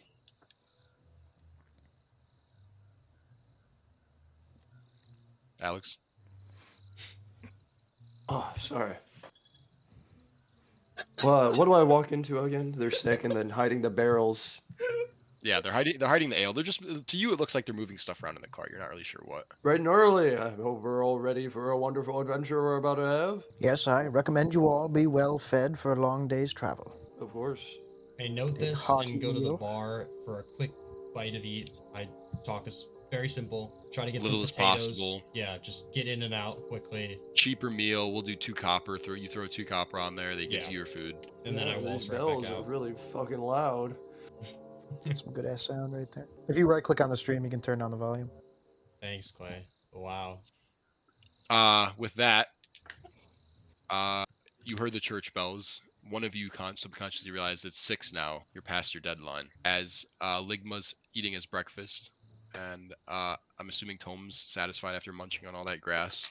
What is what's the move, boys? He's rolling. I'll head upstairs to get the dwarf. I kind of, as I'm walking out after that like potato meal, I kind of see Belegar like pass me. I assume he's gonna go wake the drunken rock humper, and so I just get in the carriage to make sure that, because like if someone tries to steal it, the turtle's not gonna be able to like freaking chase after them. So I just kind of try to get over there and just protect it. Just make sure someone's there. Competent. What a legendary character name that would be, Drunken Rock Humper. That's awesome. Okay, sweet. You 2 are out sitting with the cart. Belegar, how are you waking up this beast, dude? He's wow. Sounds like he's sawing wood. I probably threw my shield in the back of the carriage, but I probably have my like a light hammer or something, like a smaller kind of hammer on my side, and I'll just take the end of it and just kind of poke his shoulder a few times. Are you doing it hard, or are you just trying to wake him up? Nah, just to rock him. All right. The car and roll Constitution. Come on now, it is time to wake, time to get moving. 22. Nope. Nope. His snoring doesn't even change, dude. It's like you poked a Oh. rock. All those kegels must have made you impervious. um, well, guess you fall on secondary plans. I will take out my water skin and I'm just gonna dump a bit on his head. All right, give me another Is this the constitution. water skin that was filled with ale last night, mind you? Yes. Does that smell wake you up? I would like to. Well, I think sleight of hand would be good. I'd like to do a check to whip it out of his hands and slam anything he has in there. Yeah, I'll do that. Like catch it in your mouth as he dumps it on you. Okay, got so a 6 sleight of sense. hand. I have 11. No alcohol wasted. 11. Do you wanna? We'll say this. Belegar, do you have any opposition to him making that movement? Like, do you try to keep it away from him when he does? I think I'm caught 'Cause off guard. I think to myself, I'm taking this moment of privacy to, under my breath, be like, "You stinking, sniveling fool, wake up!" And I get Just shocked by it. So we'll say with an 11, what happens is Dakarin quickly whips his arm around, grabs the water skin, but so violently grabbed it that he threw himself to the floor. But don't worry, Dakarin, because you still got every drop of ale in your mouth from chugging that water skin. But you are on the ground now, completely on your back. I know why your name's Dakarin now. Ugh, they're trying to make a friend of me after all, dwarf. Now that's what I Up on call a your wake-up feet, call. we have a job to do. Up on your feet. Can you do it yourself? Dakarin. What kind of job? Get up and I'll tell you we have no time. Get moving. Well, what's in it for me? Money. For what? Ale. Oh. Say no more, dwarf. I will accompany you, as you absolutely will need my help on this journey, being that you are of such frail stature. My kegels are nowhere near as strong as yours, I must admit. You needn't say it aloud, but I'll take your concession. Now, just to be clear, how DKRIN. much ale will you be needing on a 5-day trip? Drink. Can one quantify the amount of air he needs to breathe? The amount of sunshine he needs to smile? Worry not about me, dwarf. I'm sure our cart is well stocked. Quite the opposite. It is stocked with alcohol that cannot be consumed. Well, wait, I'm sure we can have a little bit of it. I mean... We can have exactly none of it, so you will need to be bringing what you need. Perfect. With that said, Dakarin nimbly springs back to his feet and kind of like half falls, slides down the banister-ish to the lower floor, and grabs a couple barrels for the road. Sweet. One in each arm and walks out to the cart as if he knew exactly where he was going. He's that excited. I'm gonna pop the barrel that he was sitting on. Can I peer in there and see how much is left? Yeah. How much You did he crack it drink open. in a single night? It's empty, dude. So He doesn't part of bring it you with him. hopes that it got spilled or stolen or drank by somebody else. But the other half of you knows that of it went through him. Is it still in him? You know what? Maybe I it's should soaked into the should have floorboard. said when Dakarin grabs his barrel, he's like, that should be enough for the morning. That'll be good. I'll Yeah. walk downstairs. As I see him going out with the 2 barrels, I'm just gonna look at like the barkeep, whoever's running the bar right now. Do you know this Dakarin fellow that seems to work with you? Oh, yeah. Yeah, this guy's great. Never has seen an a man infamous put back appetite. so much alcohol. Yes. Bloody awesome. See, I need to make sure that he is well stocked for our journey. In the alcohol department, he's got you. Don't worry. Well, I'm worried that he doesn't. He brought 2 barrels. How many do you think you will need for 5 days of travel? Might as well bring 2 more wagons, buddy. Man. Okay, let's just say that a barrel a day. Could I get 3 more barrels? I'll pay for them. Can I have room for them in there? But I mean, hey, if you're giving me money, who am I to say no? Yeah, that'll be 5 silver each, please. All right. Yeah, I'll give him the gold and a half. And I will grab 2 as well, and I will lug them out. Can I do a performance check really quick? Yeah. Who would you like to perform for? Oh, it's not gonna go Perform, anyways. I was gonna say I wanted to see if by the time that Belegar came back out, I'd be coming back in for another barrel. But I got a 9. So We'll say that you're concerningly far into the first barrel already, but yeah, you didn't quite manage to get those done. How much What do you room got is there functional? in the cart? Is there enough for this shit or no? So there's enough. You're not at the point where you're going to be stacking stuff on top of each other in precarious ways, But now with these alcohol barrels, there's not really a lot of room for the other two to sit comfortably, especially the larger people. I'm Which afraid we will unfortunately have to means make do with either, that. yeah, they walk alongside, they uncomfortably sit on top. We'll leave it up to them. But what I want to know is who is driving. I will volunteer to drive. I think the fact that I see I hit the alcohol with Belegar, and I see the oaf walk out with multiple barrels more of alcohol, and I'm just like, well, I decide to drive. Like I will not take no for an answer. I will drive. I don't even know how to drive these oxen. I assume I just like go like that and they'll go. It's just I just don't trust. I actually insist that Belegar does not drive. Actually, I think he's an idiot now. I think I come with the 2 barrels wherever Dakaran. Why can I never keep that in my head? I'll send Dakaran back in for another if he accepts to go get one. Yeah, deal. All right.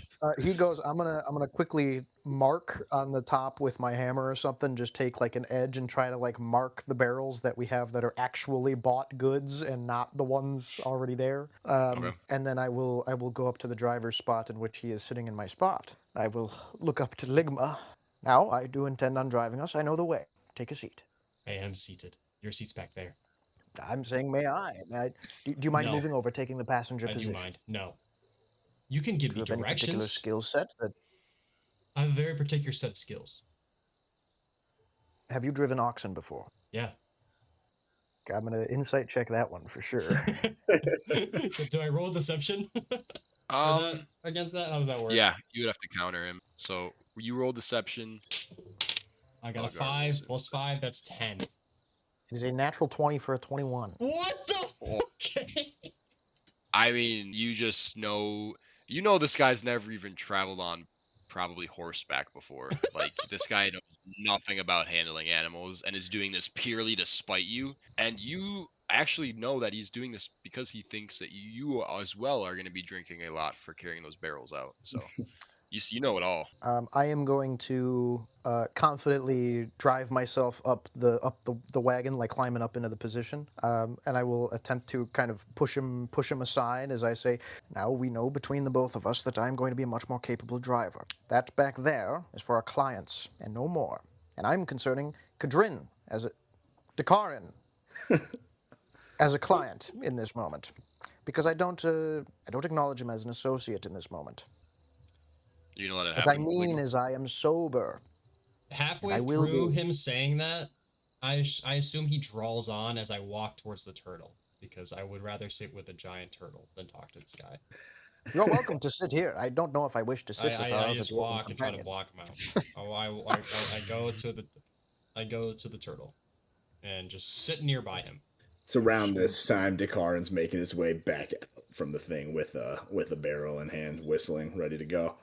I'm just watching Dakaran keep bringing out barrels of alcohol into the wagon. I'm doing the math, and trying to look at myself, looking at the wagon.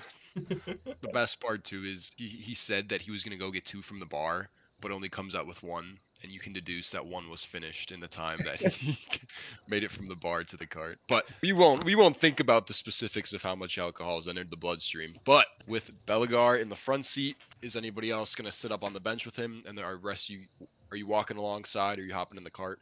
How are we taking off? I'm in the cart, but I'm like as physically far away from Belegar. I'm doing like Pythagorean theorem in my head just to see like just the distance I can sit in the cart like furthest away from him. Like if he's on the left side of the carriage in the front, I'm in the back right side. Like I'm going to extremes. Dakaran takes Ligma's positioning in the cart as an offer to help load up the ale, and says, "Oh, just for that, you've earned yourself a swig or two." And he literally tosses the barrel to him. I sort of catch it, but I can't. It's like crushes me a little bit. Roll Yeah, strength. that'll boy, that'll put some air on your chest. Roll all what? right. Strength. That's okay. Wow. I'm trying to find strength. I got a 17. Big one. Oh, okay. So you don't catch it. It still lands on you, but you're not hurt. The wind's not knocked out of you. You do a pretty good job of softening the blow of it. Yeah. And It kind of letting surprises it roll me. off on your side. Yeah, Yeah. Dakaran is pleasantly surprised by it, and He handles his alcohol well. Let's do his gaggles. Yeah, I ignore that. I'll It look can't back be and, helped. And Tome is gonna be climbing up into the seat with Belegar. So we have the 2 drivers. Sweet. You 2 drivers roll animal handling, and we'll Ligma and Dakaran just chilling in the back together. Fast friends. I will look back. Ligma, could you pass me my shield? I just want to be prepared for any sort of occurrences that could occur on the road. I take his shield and I throw it out of the cart. Well now, Dakarin cracks a barrel and offers you a full stein for that. You need it more now than me. Dakaran, understand you must be rationing this alcohol. You have 5 barrels. Then we will be dry. Go get your shield, buddy. Dakaran, do you mind passing me my shield? I do. I'm so high up, dwarves, you know. Yeah, get off your high horse or high ox. Dakarin, Grab the shield. Dakarin, here, what can I do? I want to whistle to make the ox take off, regardless of Belegar's wishes. What? sure roll animal handling. Animal handling.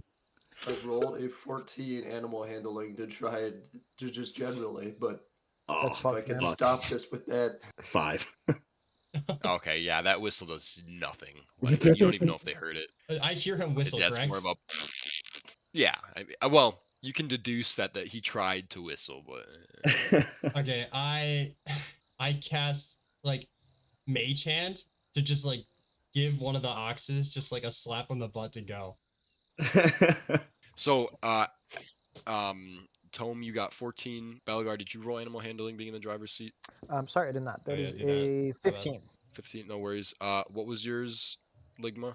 Oh, I have Did to you roll. roll? I have to roll for cantrips. That makes sense. It's a- No, for animal handling, just to see Oh, kind I of didn't roll. reaction. Oh, to that. okay. I got a nat 1. Oh, how do I even do that? Deserved. Perhaps it hits Oh, the man. animal in the wrong area. Okay, we'll do this. So you accidentally somehow, I don't know, you move too fast or something, and you reach down into some low-hanging fruit, if you catch my drift. And Bobby Not Bobby. swings his head around enough to make eye contact with you, and he knew it was you. You don't know how, What?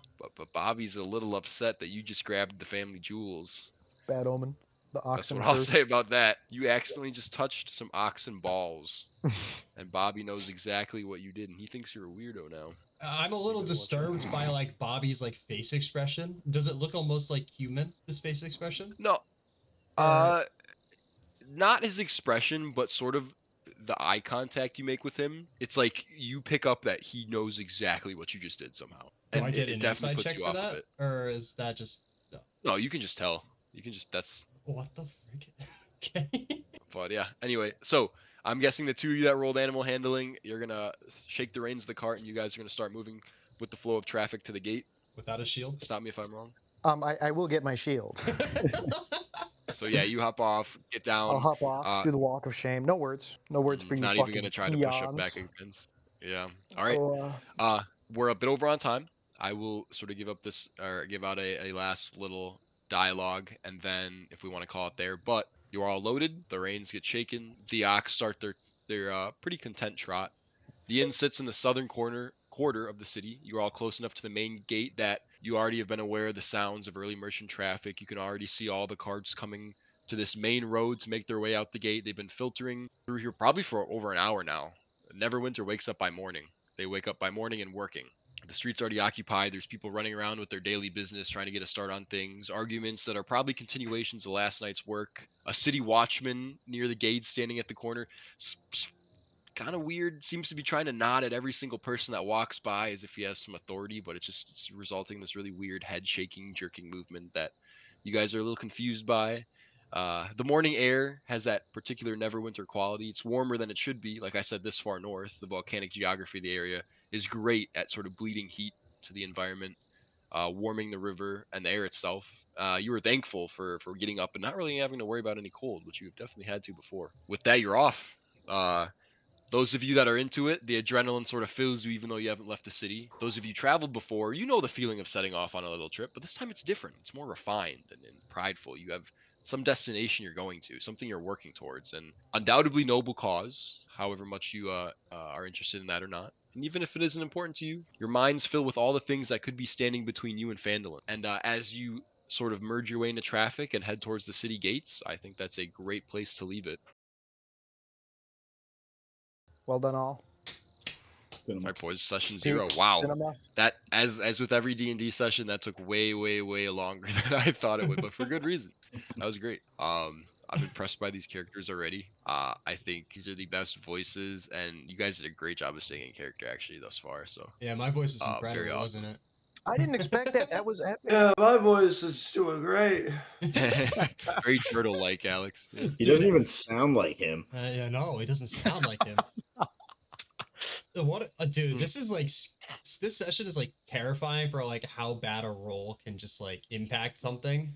Like, Dude, I think I Owen, was thought we nice were to you gonna be guys. best fucking buddies, I man. know. Shit. When you like Owen, when you not sorry, Owen. When you did that drink thing, like I was scared out of my mind. The when you did, I'm surprised you said no, but I guess it wouldn't make sense. oh, that's That's why. what I'm. Yeah, right. If it wasn't white, I might have said yes. It's just This is a small taste of like I said, we didn't really get into mechanics this time.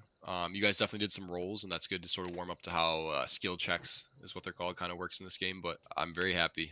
You guys did a great job bouncing off each other, and keep that up. Like I said, I had a lot more planned out, so the next session or even two at this rate is probably going to be similar to this one in the sense it's going to be me giving some monologue, setting up a little situation for you guys to interact with. Yeah, I'm excited for you guys to run into some of the fun and dangers of the Forgotten Realms. I love how Oh, and I gotta Dakarin is say- an anagram for drink, by the way. That's nice.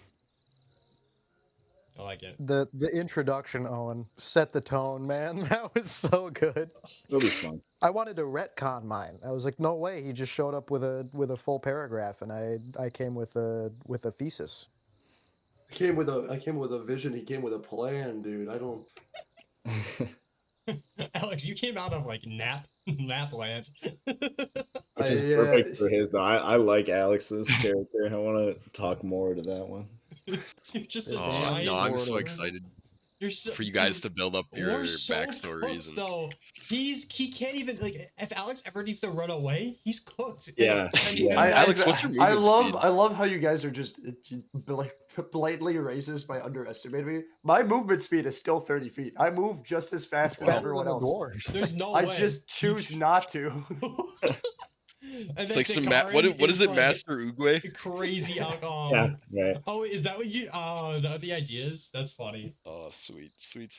This is gonna be an amazing dynamic. I have Alright. solid 4 HP in a dream. You have 4 HP? Yeah. What? That's nuts. We can definitely carry his shell with us until we can revive it. Wait, Dude, the breeze where's could my kill you. HP? Hold on, I'm confused. Do I have HP? Wait, where do I see I have HP? You 3 have times HP. your health. Where does it say HP, guys? Top right. Oh, I have 8. Top I right. have- How much play? What do you have? Yeah, you should have a lot. 15. Okay, yeah, you have 2 more than I do. Yeah, you two are both double, triple what Alex is. It's nuts. All right. All right, so I we're, love we're that. heavies. This is The power of teamwork coming up. But I'm excited how it seems to me we'll have sessions like this where we'll just kind of have some banter and have a good time like that, and then we'll have some sessions where we really get some stuff done, and I'm sure we'll go back and forth with that. So I'm excited for that. I don't think I'm gonna do a voice for this unless I like think of something crazy. I think just like the way I talk is gonna be like how my character is though. Like maybe like how I say things. That's how I'm gonna. I practiced a voice all fucking week and then couldn't get it today. I got it peaked out like 2 or 3 times. Yeah, I cannot hold an accent, as you guys heard. I think I switched from British to normal to Australian to like it's bad. I don't know what it is. I think I have to also- think of yeah. words I know how to say in the accent, and that'll put me into it. But otherwise, I can't hold it for more than a couple minutes. Yeah, I think I just do don't have to want. do I'm that sick of thing. doing voices all the time. I think that's what I'm at right now. Yeah, after Deltarune. So bad, bro. Well, dude, I didn't speak for the first 30 minutes because I'm like, yeah, I'll show up 15 minutes late, and then like halfway through that time frame of waiting, I'm like, oh my gosh, it's D&D time. Wait, no, I can't talk at all now. Ashton, you roll 4 6-sided dice for a single stat, and you drop the lowest. Oh, okay. Oh, I understand. So first one, I got an 8. What does that mean? That's shit. That's a -1. Damn. Okay, so I give a -1 to something. Dude, an 8 is pretty crazy work for the first stat. All right, that was just my first roll though. Now I do it again. Well, I got 2 1s, a 6, and a 2, so that is a 9. That's also a -1. Okay. All right, I got a 15. Excellent. So one of you got a 17? That's insane. Ashton, do you think you're gonna upload this? Why? The Bro. only comments are going 4, to 2, be 2, 1. So I got another 8. This is great. So that's what, 2 8s, a 9, and a It's 15? great. So I don't know if I should re-roll. Just want to re-roll now. Okay, I'll finish it out though. I'll finish it out. Okay, 6, Get all the bad luck out of the 2, way. 2, and a 5. Okay, so I got 13. 5, 5, 4. Okay, so that's 14. All right. Should I re-roll, guys? I got an 8, a 9, an 8, 15, 13, 14. That's not that bad. I would reroll. What? You would re-roll? 2 8s and a 9 is pretty nuts. So Is it? for reference, my stats are I had a 17, a 12, a 14, 12, 13, 12. What? Now, I think that is a little lucky, but I think like generally you want to look for like an average of 10 or 12 across the board. I think your average is a little fucked. It's not that bad. It's 17, 32, 40, 53, 67. It adds up to 6, 7. All right, that's great. 6, 7 divided by 6, that's like 10 ish. What? I'm averaging 10. Technically, it is like you want your Hey. one stat to be great. So like you're a warlock, you need your charisma to be decent. So you need at least that one stat to be decent. Yeah, it's 15. So yeah, you could bump that up to a 17 with the +2 bonus from your race. So that's not bad. All right, I'm gonna keep these numbers. I think this is Epic. this is just part of my character. All right, I don't want to re-roll. I feel like that's cheating. Man, I need like an office space in here. Everybody's like sitting, and I just feel like such an idiot in my bed. I feel like a damn clown. I'm in a half kitchen in my step grandmother's basement. Okay, never mind. You're good, bro. Did you guys all bring your copy of the player's handbook? Yeah, bro, it was enthralling, I will say. And I also know almost every detail in it, so I'm really excited to kind of delve into what we got going on here. Yeah, I'm currently on page 181. I just started the adventuring chapter. No, it's about to get really good. Yeah, it's right after 181. It was like 194, I think, is when I was like, whoa. I was like, I couldn't put it down. 194. Yeah. That's a very good voice, Clay. Yeah, should I do that for the character for the whole game? Hey guys, I'm a dwarf. I'm from the town of Neverwinter. And I went to dwarf school for a very long time. I'm 99 years old, and all of that was childhood. Do it again. Whoa, Luke did not did hear. you guys just see Luke fucking zoom to his chair? Yeah, he's like I'm floating freaky like around his that. room like every time he moves. Your camera lagged for a second. You just like ran to your chair super fast. Looked like Yeah, a King that's of my the Hill time laptop. lapse. Where is this guy? This is not good, guys. Sometimes he'll just, oh, he's on his phone. Are you talking Who to is Alex? this individual? I don't know. He's been on marathon Yeah. for 5 hours. These top are your main skills. This is what you rolled for. So Ashton, I you might might want to pay ask you attention to to, the stream, by the way. I am. Shut up. yeah, I might ask you to roll for these. You're gonna have to roll for these for a lot of things. More specifically, these skills here. So with D&D, it's basically like I'm laying out a story for you guys, right? And you're interacting with what I give you. That is the whole point of this game. Is I serve as the guy that sets the thing in front of you to interact with. And what that means when I say roll me a skill, you're going to take your d20, you're going to roll that, and then whatever this plus bonus over here is, you apply it to that. So if you're like, oh, well, Luke, I want to try to climb up that ledge to go around this place. So you tell me what you want to do. Then I say, okay, roll athletics, roll acrobatics if you want to climb something. I rolled a 6, so you add your 1 to it, and it's 7. You tell me that, and then I'll be like, oh, well, you only got a 7. Unfortunately, you're not able to climb, or blah, blah, blah, blah, blah, whatever, right? And that goes with all these. Maybe you're setting up camp for the night and you need to find firewood. Well, I'll tell you, hey, go roll nature. If you're like, oh, I want to go look around and see if I can find anything, I'm going to tell you, oh, roll investigation. Then I'll tell you what you find based off what you rolled. Clay, correct me if I'm wrong. These dots here mean you have proficiency, which just means you have an automatically higher score. It's already applied on the right. If you see this D here, that means disadvantage. So if you ever have disadvantage on something, you roll the D20 twice and then take the lesser of the 2 rolls. Just gonna throw it out there too. That disadvantage is 90% sure that's because Owen is wearing heavy armor, so he should be maybe the only person who gets that. Fuck you. but just for relevance. And then the flip side of disadvantage is advantage. So I'm a DM that rewards good role playing. So let's say you're trying to convince somebody of something and you give a really good reason. Then I'll be like, oh, okay, roll with advantage because you made a really good reason for a character or something like that. Otherwise, saving throws are basically certain actions happen and I'm going to tell you, hey, roll me a saving throw of blank. Owen, maybe you're drinking a bunch or something. I'm going to say, okay, roll me a constitution saving throw or you're passing out. Targeted. And then this is the number you roll me. Alright. And then you'll see here there's this little note that says advantage against poison. So maybe we can bend the rules and say you have advantage against inebriation as well for your saving rolls. So Makes stuff sense. like that, right? Then this is also really important. These passive ones. So passive investigation and passive perception. This is your character's ability to kind of just notice things without having to roll for them. So I have to keep track of this more myself. Is that a new thing? You'll see your armor's listed here. No, this has always been a thing, to my knowledge. We the played biggest Soul things. These are last the time. languages you can speak. Excuse me? Play never talked about that when I played with him. We played I'm not two good at keeping track of sessions, it. bro. We played 2 sessions. What is initiative? Anytime you guys get into combat, you roll initiative, which is basically just determines the turn order. Everybody, including the enemies, is going to roll initiative. And let's say Owen rolls a 16, but he has a +1, so it goes to 17. But let's say Ashton rolls a 19. Well, Ashton would go first because he has the higher initiative. I would roll a 19. Your armor you class would. is your defense. 18s is pretty high. Every enemy, all of you guys have armor classes. This is just what you roll against. So let's say enemy has an 18 armor class. You go to your attack actions, and you would roll your d20. You have a +4 to hit. So if I roll a 14, I add my +4, and it meets the enemy's armor class of 18. Well, then that hit was successful, and then you roll your damage dice, right? But if you roll anything below 18, the hit doesn't connect. Can I call out something crazy? Is there any shot, Owen, that you put your 17 in the Constitution for like a second?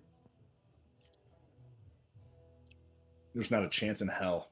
I don't want to be like crazy, man. Your HP's at 13. Am I fucking this up? Paladin is a D10 hit dice +2 for your Constitution will be 12. Where the fuck is that coming from? Am I stupid? Did Owen cheese the system? Oh wait, you're a hill dwarf. Are you a hill dwarf instead of a mountain dwarf? I'm a hill dwarf. Epic. Okay, sorry. How do you just... Okay, bro. Bro's playing on I'm Alec. impressed We've you been know playing that for off the top of your head. -5 seconds, bro, and he's already accusing me. Yeah, we're not even at session 1 yet. This is session 0. Alex ain't You even stupid here. dick. It's Apologies. perfect. I'm gonna hate your character so much. Thought there was a technical What else? difficulty. My bad.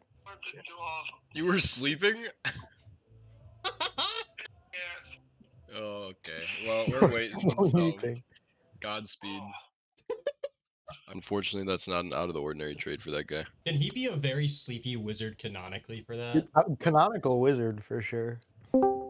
Ah, sleepy boy. Sleepy No. boy.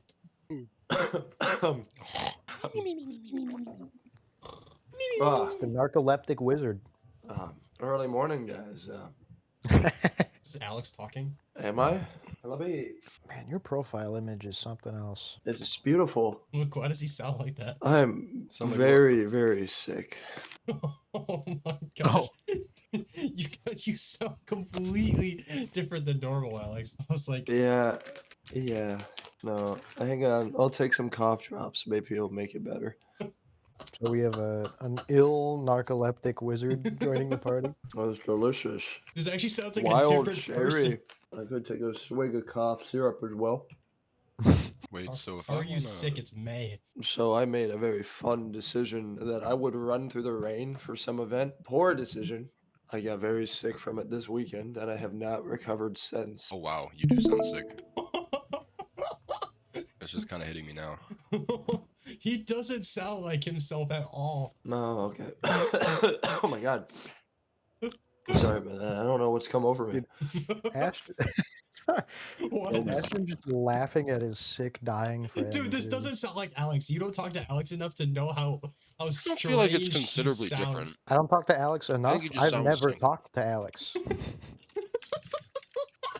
Ashton, you're way too amused by him being sick. Dude, I got No, dude, Bro. he sounds like a totally different person, though. What a shit stat roll. How boring. Even across the board. Hey, we're He's doing going it for different, it. He's pushing going his for luck. it. All money, no whammies. 6, Oh no, 15, that doesn't sound That's great. Oh my god. 6, Oh no. 12.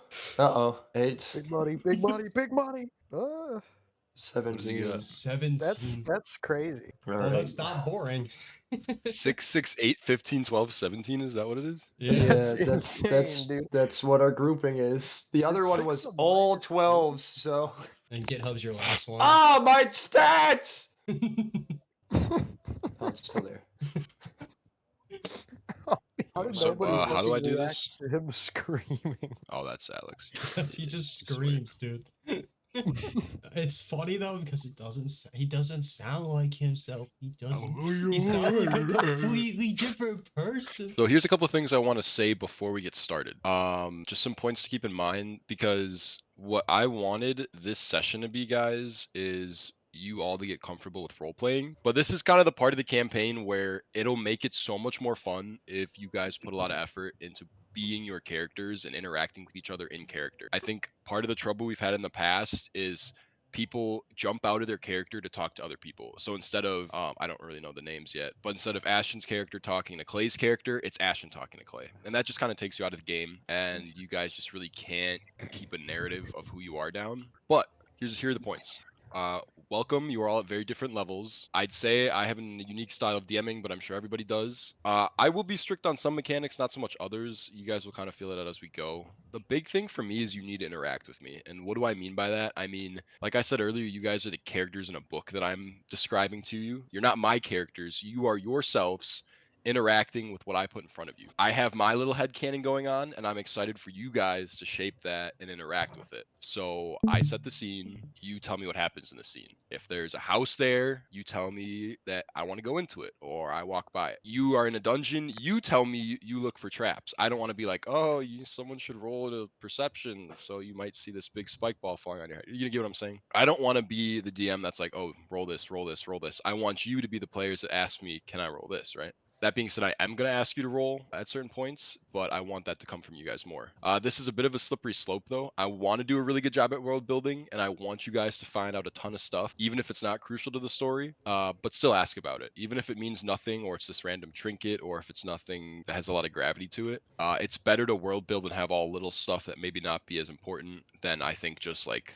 a few MacGuffins or a few really big obvious things. And I've been able to incorporate that stuff into gameplay before. We had a player, Camden, who would loot all of the people he killed, and it was a little annoying on his part because he had to keep track of it, but he made money by bringing that in town, like, you know, in Skyrim when you loot everybody's bodies and can go sell all their armor. And he looted certain creatures that were really random and didn't give him much, but he was able to like add them to his armor, and I gave him a bonus for that, stuff like that, right? Like, he killed a Manicore, grabbed Manicore spikes, and I let him have like a Thorns effect on his armor or something like that. Other big point is you guys need to interact with each other, so I want you guys to start conversations with each other. I am going to be upfront and say I do not have an NPC character that's going to be with you for much of this part, and that is because I want you guys to just randomly start talking about each other, annoy each other, question each other, figure out your characters.